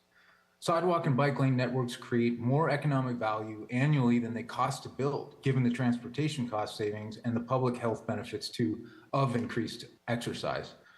I hope that you will improve this project with improved protections. Thank you for your time. Thank you, Mr. Foltz. Up in person, we have Mr. Trent Sigurd. And after Mr. Sigurd, we have J.C. Simons, if you would please come on down and have a seat. What up, council? Not comedian, though, don't worry.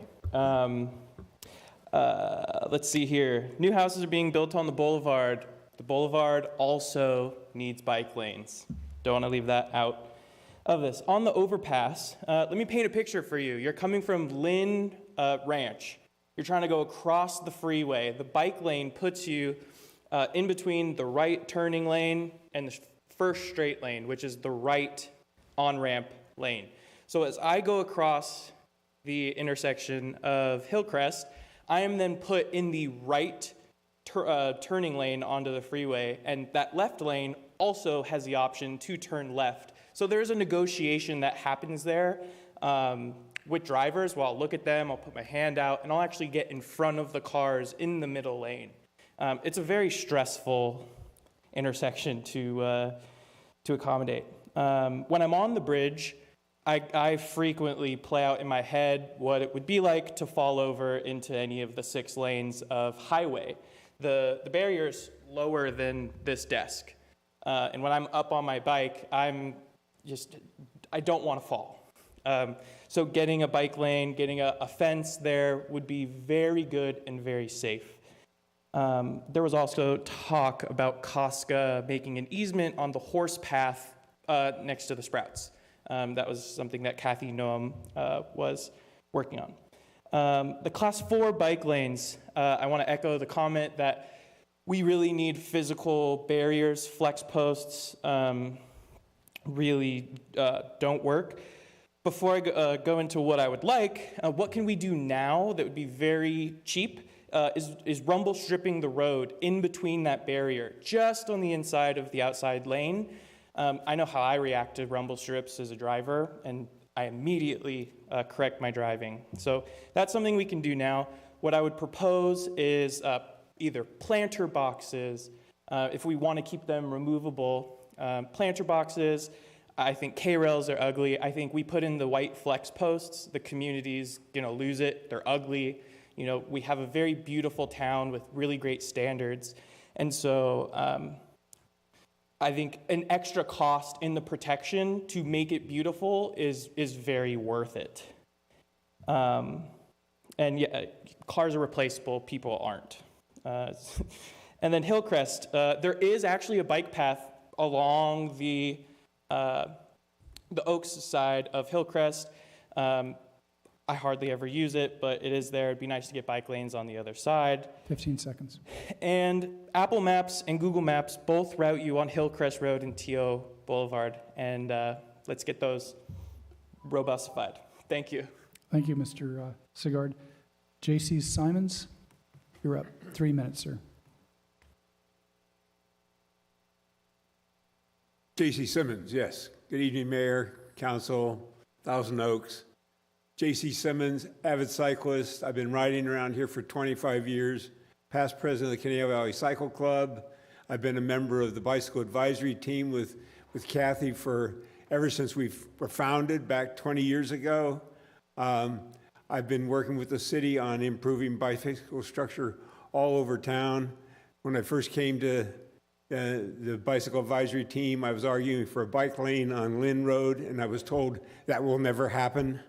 But you just keep squeaking, you keep squeaking, and it happens. Currently, this project really needs to move forward. Hillcrest is a major thoroughfare for cyclists from the eastern end of town to Amgen and a few other small industries out there to the west. There's no other way to get there except Hillcrest on the north side of the freeway, and doing it on the south side is a convoluted detour. The Lynn Road overpass has been horrible. I've been riding that thing, like I say, for 25 years. Ventura Park is nicer, but it gets you onto Hillcrest. And then if you're east of there, there's no way to get there without going Thousand Oaks, without going across Lynn Road. The proposals all sound good. I'm not all that crazy about Class 4 bike lanes. I just like having stripes that tells me where I'm supposed to be and tells the cars where they're supposed to be. And as my bumper sticker says, every lane is a bike lane. That's all I'm saying. I agree with pushing this proposal forward to the next stage of planning and moving forward. It needs to be done. That freeway underpass, the Hillcrest intersection at Lynn, is a major thoroughfare for everybody in town, and for us cyclists, is a hazard. Thank you. Thank you, sir. We have staff, any response to the public comments? Yes, sure. Just to add to some of the public comments and just piggying back on what JC just indicated, this was before you tonight is to accept the grant and sign the cooperative agreement with Caltrans and kind of start the process for the project. A lot of these options can be evaluated. I can say that what's in the grant and was able to be funded by the grant is the flexible posts, which they do have a base on them. It's not just a post sitting by itself. So it definitely will catch the driver's attention should they strike it. Rigid elements, more robust or rigid elements were not chosen because of the high speeds on these streets and the potential of more severe vehicle collisions by putting obstacles basically in the roadway. In fact, and there's been some studies of vehicles, if they're at that speed, hitting something, potentially getting airborne. So, as mentioned earlier, similar to rumble strips, these certainly will get the attention of the driver, and it's kind of we're trying to balance different items such as community impact, acceptance, cost, aesthetics, traffic speeds, and all these things. So the final design is still to be determined, but those are the balance. And we've seen many agencies using these. San Diego, County of San Diego, City of San Diego is using. Actually, that image that we showed at the end was from San Diego on a higher speed, 45, 50 mile an hour street. So this is not something that hasn't been already implemented throughout California, but we're certainly consider all the options as we go into the actual design process. Council questions. Mr. Newman? No. Mr. Adam? Well, I know what K-rails are, but one of the speakers mentioned something about a Jersey barrier. What's that? I'd have to say I'd have to look into that. Okay. Being an East Coast reference, so. Okay. No, that's it may be fine. similar to a K-rail, probably. This potentially. Do you know what it is, Mikey? I know what it is just from skateboarding. Basically, think of like a freeway divider. It's kind of like a cement barrier that kind of ramps up. It's cement, not marble. Say that again? Made on marble? It's not marble. This one's not marble. This one's cement. But like Jersey barriers, we used to go to New York to skate them. But So maybe a little bit similar to the, what do you call them, K-rail type thing. Okay, that's good. So what I hear you saying is, we got a $10 million grant here, and we want to put in some bike lanes, and you'd be open to more enhancements, safety enhancements. Would you be open to the rumble strip idea? As part of the final design of the project? Yeah. Whether it needs them or doesn't need them, depending on the final. We're using FHWA and other type of, established documents to determine what will be necessary.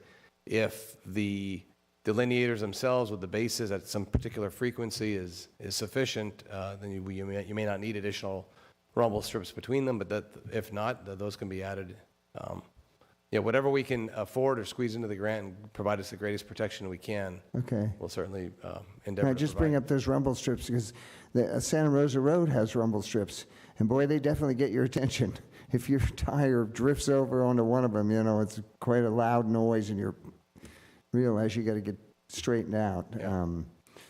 So I think they might be an extra layer of safety or effectiveness. But Yeah, I mean, as long as I know that you're open to different ideas other than just the delineators, that would sound good to me. Thank you. My question for you, again, I want to keep bicyclist safety paramount, in that I gave you the example of years ago that bicyclists hit on Westlake Boulevard, projected over off to the side, and took them a while to find them in the brush. The comment that was made by Trent regarding the 101 Lynn Road crossing over, I'm going to have to drive over again just to take a look to see how low that wall is, and the same concept there, perhaps a fence dealing with Caltrans to put that in there on both sides to protect a bicyclist who may be hit, that they don't go over into the lanes of freeway below. So that would be a suggestion to evaluate and see if that needs to be done for bicyclist safety. And that's the only questions I have of you, or requests of you. Council, any other questions? Are we going to go into discussion here at this point? I'd like to make a motion if you're done with questions. We have a motion on the floor. Any other discussion at this point? Mr. Newman. Let me just, and I appreciate the comments from our public for a more robust delineators between the traffic lanes for vehicles and the traffic lanes for bicycles. However, a former president was famous for saying, "Don't let the perfect be the enemy of a good." This will provide 5 miles almost of protected bike lane, not just paint on the ground, but at least some delineators that'll catch people's attention. Would it be better to have a K-rail or the Jersey wall or whatever we're going to call it? Probably, but this is a way we can get at least some of this in place to help people feel more comfortable on a very fast but arterial that is good for the bikes to be able to use, but also vehicles. So with that, I think I would be very much in support of this proposal that I think is going to help not only the bike community, but the community at large. To clarify for City Clerk, Mr. Engler, you're doing 13A, 1, 2, 3, 4, 5, 6, 7, and 8. Is that correct? Especially number 8 there. Number 8. That's a real important one, yes. CEQA is always wonderful. Mr. Newman. Thank you, Mayor. I concur with Councilmember Engler's comments about this is a starting point, it's not an ending point, but let's start with where we are right now. And let's be honest, Lynn Road, Hillcrest Road, these are speedways. And it's scary as a cyclist to be riding along, and it's great that there's a dedicated bike lane, but it's exciting when a car is going 70 miles an hour right next to you. And I'm used to playing in traffic.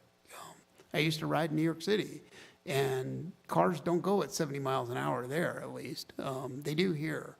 So I fully agree with everyone, all the cyclist comments, that the delineators, I think the term is, probably aren't sufficient. I would prefer down the road to see something more substantial, and let's get to that. But as Councilmember Engler says, we have to start somewhere.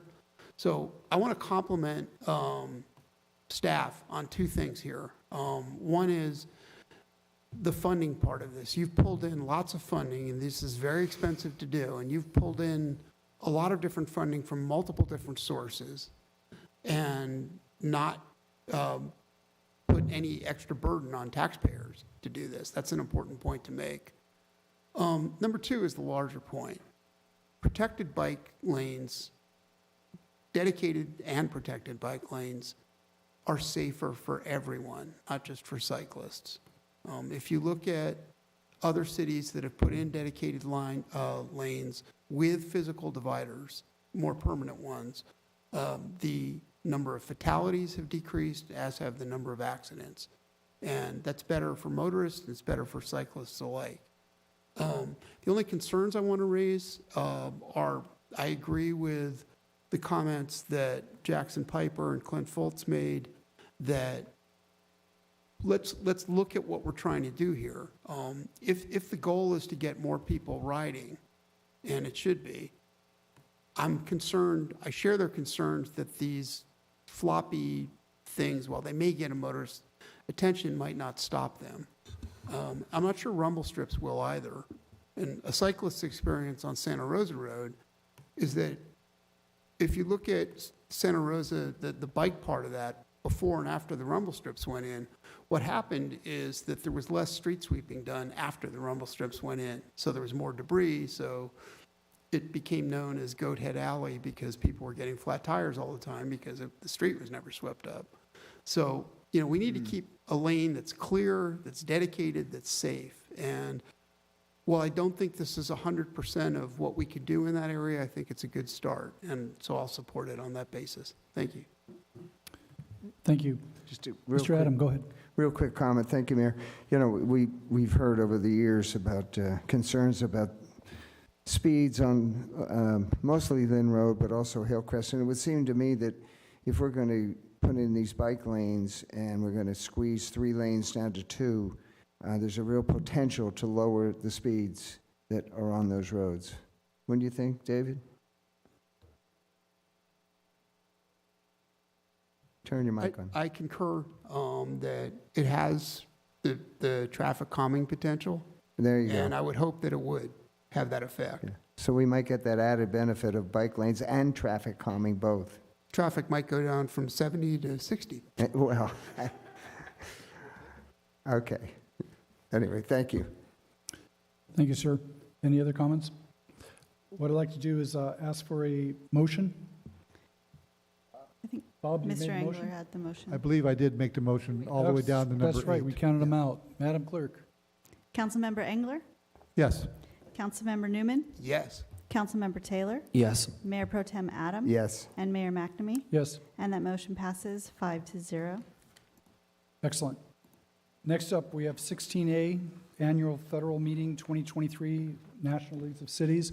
We have our city lobbyist, Mina Leba, who will make a presentation about our adventures in Washington to benefit the city of Thousand Oaks. Thank you.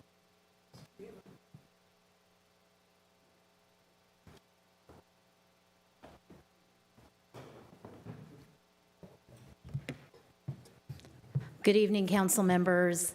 I'm pleased to be here with you tonight. We've had a very busy spring, and in late March, I had the pleasure of accompanying the mayor, Councilmember Bob Engler, and Councilmember David Newman to Washington, D.C. for 2 things. Our annual meetings in Washington, D.C., specifically Capitol Hill, to talk about some of our local city interests. And after the meetings on Capitol Hill, we usually overlap those meetings with our attendance at the National League of Cities. Each year, they host a meeting in Washington, D.C. called the Congressional Cities Conference.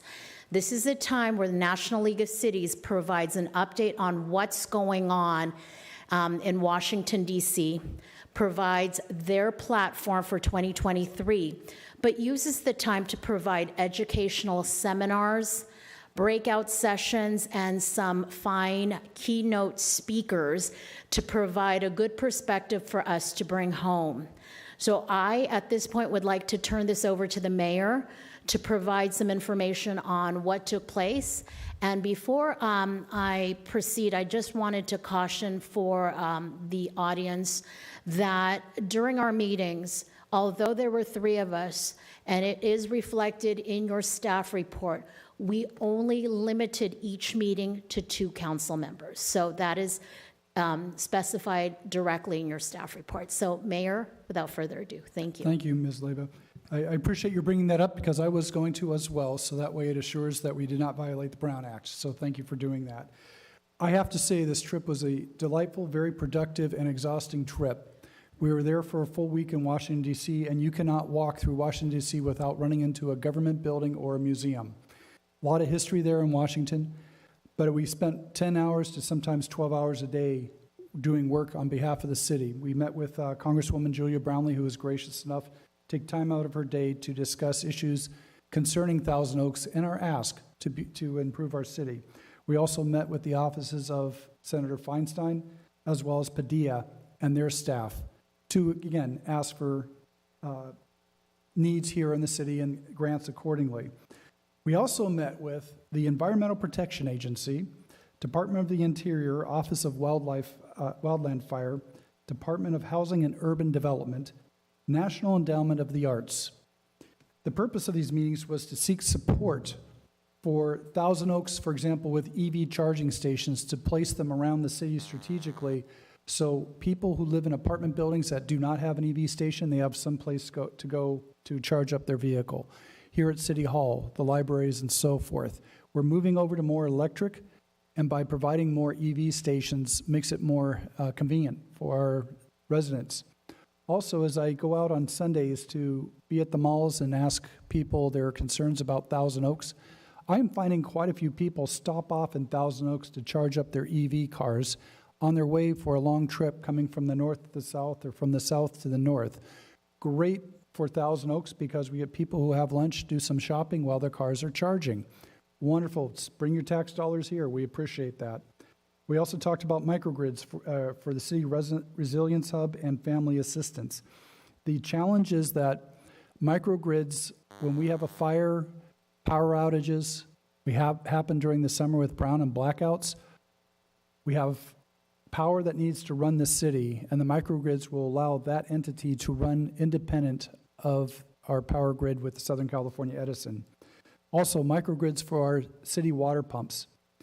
We have those right now at our wastewater plant, but we need them at our water plant. So when we have a brush fire and power goes out, we can still pump water and move water around the city to fight the fire, and also for other services.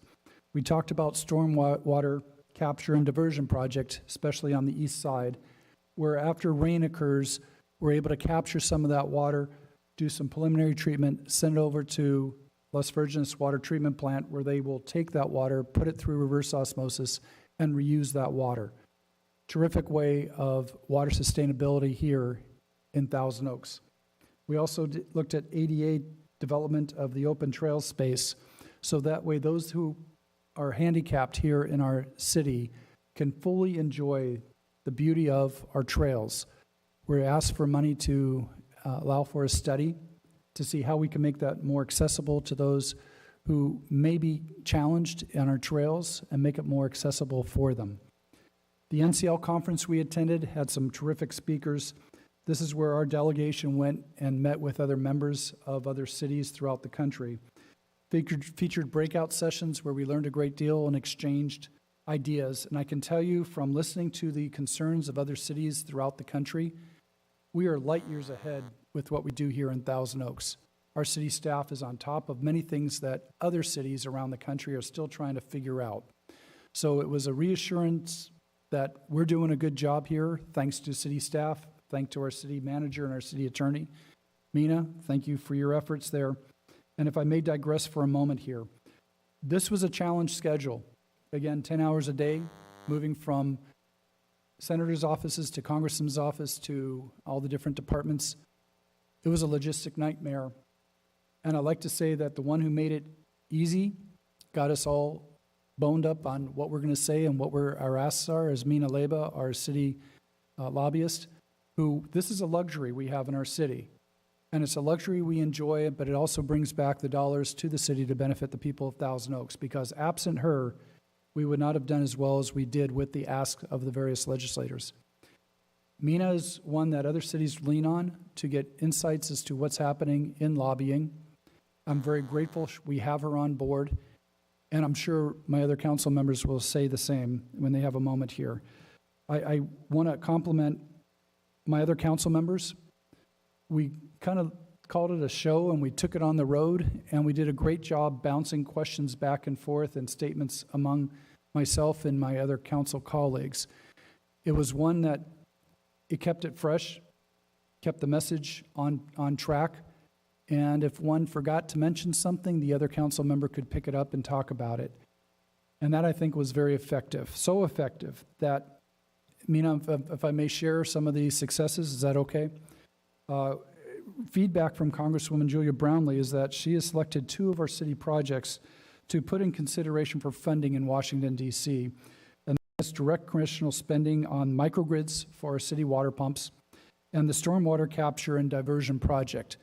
Those 2 with water and wastewater are near to, and dear to my heart, and I think those will pay off dividends down the road. So fingers crossed, it goes through the committees in Washington and will be approved in the final budget. And I'd also like to point out that before we left on this trip, Mina was doing 10, 11, 12 hours, 14 hours working on other grants that have been earmarked in the budget for Washington, D.C. for Thousand Oaks to receive, as long as we write a grant that was up to snuff and met their standards. And Mina had to get it done by, I believe, by April 22nd, if memory serves me correctly. And hopefully Mina will get some sleep after we finish this up. But thank you very much for burning the night oil and getting it done. Sort of like studying for finals in college, isn't it? So with that, what I'd like to do is ask my 2 council colleagues for their feedback and thoughts. I'd also like to say thank you to Councilmember David Newman, who lived in Washington, D.C. If anyone who has a career when he retires to be a tour guide of Washington, D.C., he's the man. He knew all sorts of trivia and where to go, the best restaurants, what's the funnest things to do, and appreciate his insights into that wonderful historic city. With that, I'd like to ask comments by Councilmember Bob Engler. Bob, any thoughts as to the trip? No, well covered. Thank you, Mr. Mayor. It was a good description of our efforts over there. I'm asked sometimes, why do we go to Washington? And I'm reminded there's a bank robber back in the 30s said, why do you rob banks? I said, that's where the money is. We go to Washington because there are grants to be had, and we have been able to bring home quite a bit of money over the past few years to help fund some of the things we've been talking about tonight. We've been asking for these things. It takes some time to make it happen, but Washington is very able to help us on some of these projects. One of the things I enjoy doing when I come back is try to bring something back for everybody in the city to be able to benefit from. And I'm a member of the Public Safety and Crime Prevention Committee for the National League of Cities. We had some very good discussions, compared notes with cities across the nation.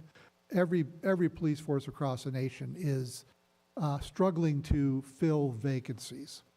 And part of the reason for that is the police and sheriff's members have taken quite a bit of criticism over the last few years. And so what I'm going to ask everybody to do is really go out of your way to appreciate the work that our sheriff and police have done for us to help make our city what it is. We want to make sure that they know that we appreciate their work. I was also at another Susan Brick from the from ATF, the Alcohol, Tobacco, and Firearms Bureau, was there talking about the types of things that they do to help police departments track down weapons and they can track down weapons based on the ammunition used. They have quite a few ways of doing it. But one thing she said really piqued my interest. She said, the one thing I would recommend to everyone is secure your weapons. If you have weapons at home, secure them. She said, and she had a little saying, she said, the time to crime, if your weapon ever gets stolen, is less than 1 year. In other words, whoever took your gun isn't collecting weapons. They are getting it to do crime. So do that little bit so that you can help tamp down a little bit on some of the illegal weapons that are out there. Protect your weapons. Lock them up. Mr. Newman. Thank you, Mayor. I concur with your comments. I know it can seem like Washington is a long way away, and why are we going on these junkets? And just to tie what we did there directly to benefits here, you mentioned microgrids at water pumping stations. There were cases during recent wildfires where firefighters couldn't pump water because the power was out. When the power's out, the water pumps don't work.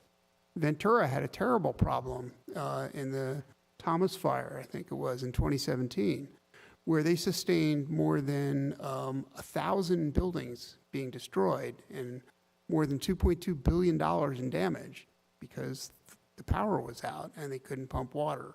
So by putting microgrids on our water pumps here, we are making people's lives safer and better. And we went to Washington to get the funding to do that. And then while we were there, we also learned that the Departments of Energy and Transportation are teaming up to put together an additional pool of funding for EV chargers. And I understand from Ms. Leba that we will be applying for some of that funding for even more chargers that we'll be adding here. And the final point I want to make is that we're incredibly lucky to have Ms. Leva as an integral part of city staff, that Mina knows everyone, and everyone knows Mina in Washington. And there are all sorts of different legislators, staff, National League of Cities people, Cal Cities people, and having these connections and doing this networking is a vital part of good governance. And for all the good work that you did, we're very grateful for you. So thank you for that. Thank you. I'd like to go over to City Manager for any final comments, announcements, or upcoming issues. Thanks so much, Mayor McNamee. We'll be back here on the 9th of May, 2 weeks from tonight. At that time, we currently have two kind of larger items that evening. The first hearing relating to district elections. Public hearing will take place that evening, along with a study session on our operating budget. Having tackled the user fees tonight, we'll move on to a study session on our operating budget in preparation for its consideration in June. That's on the 9th of May. Until then, I adjourn to our regular meeting, May 9th, 2023. Have a good evening.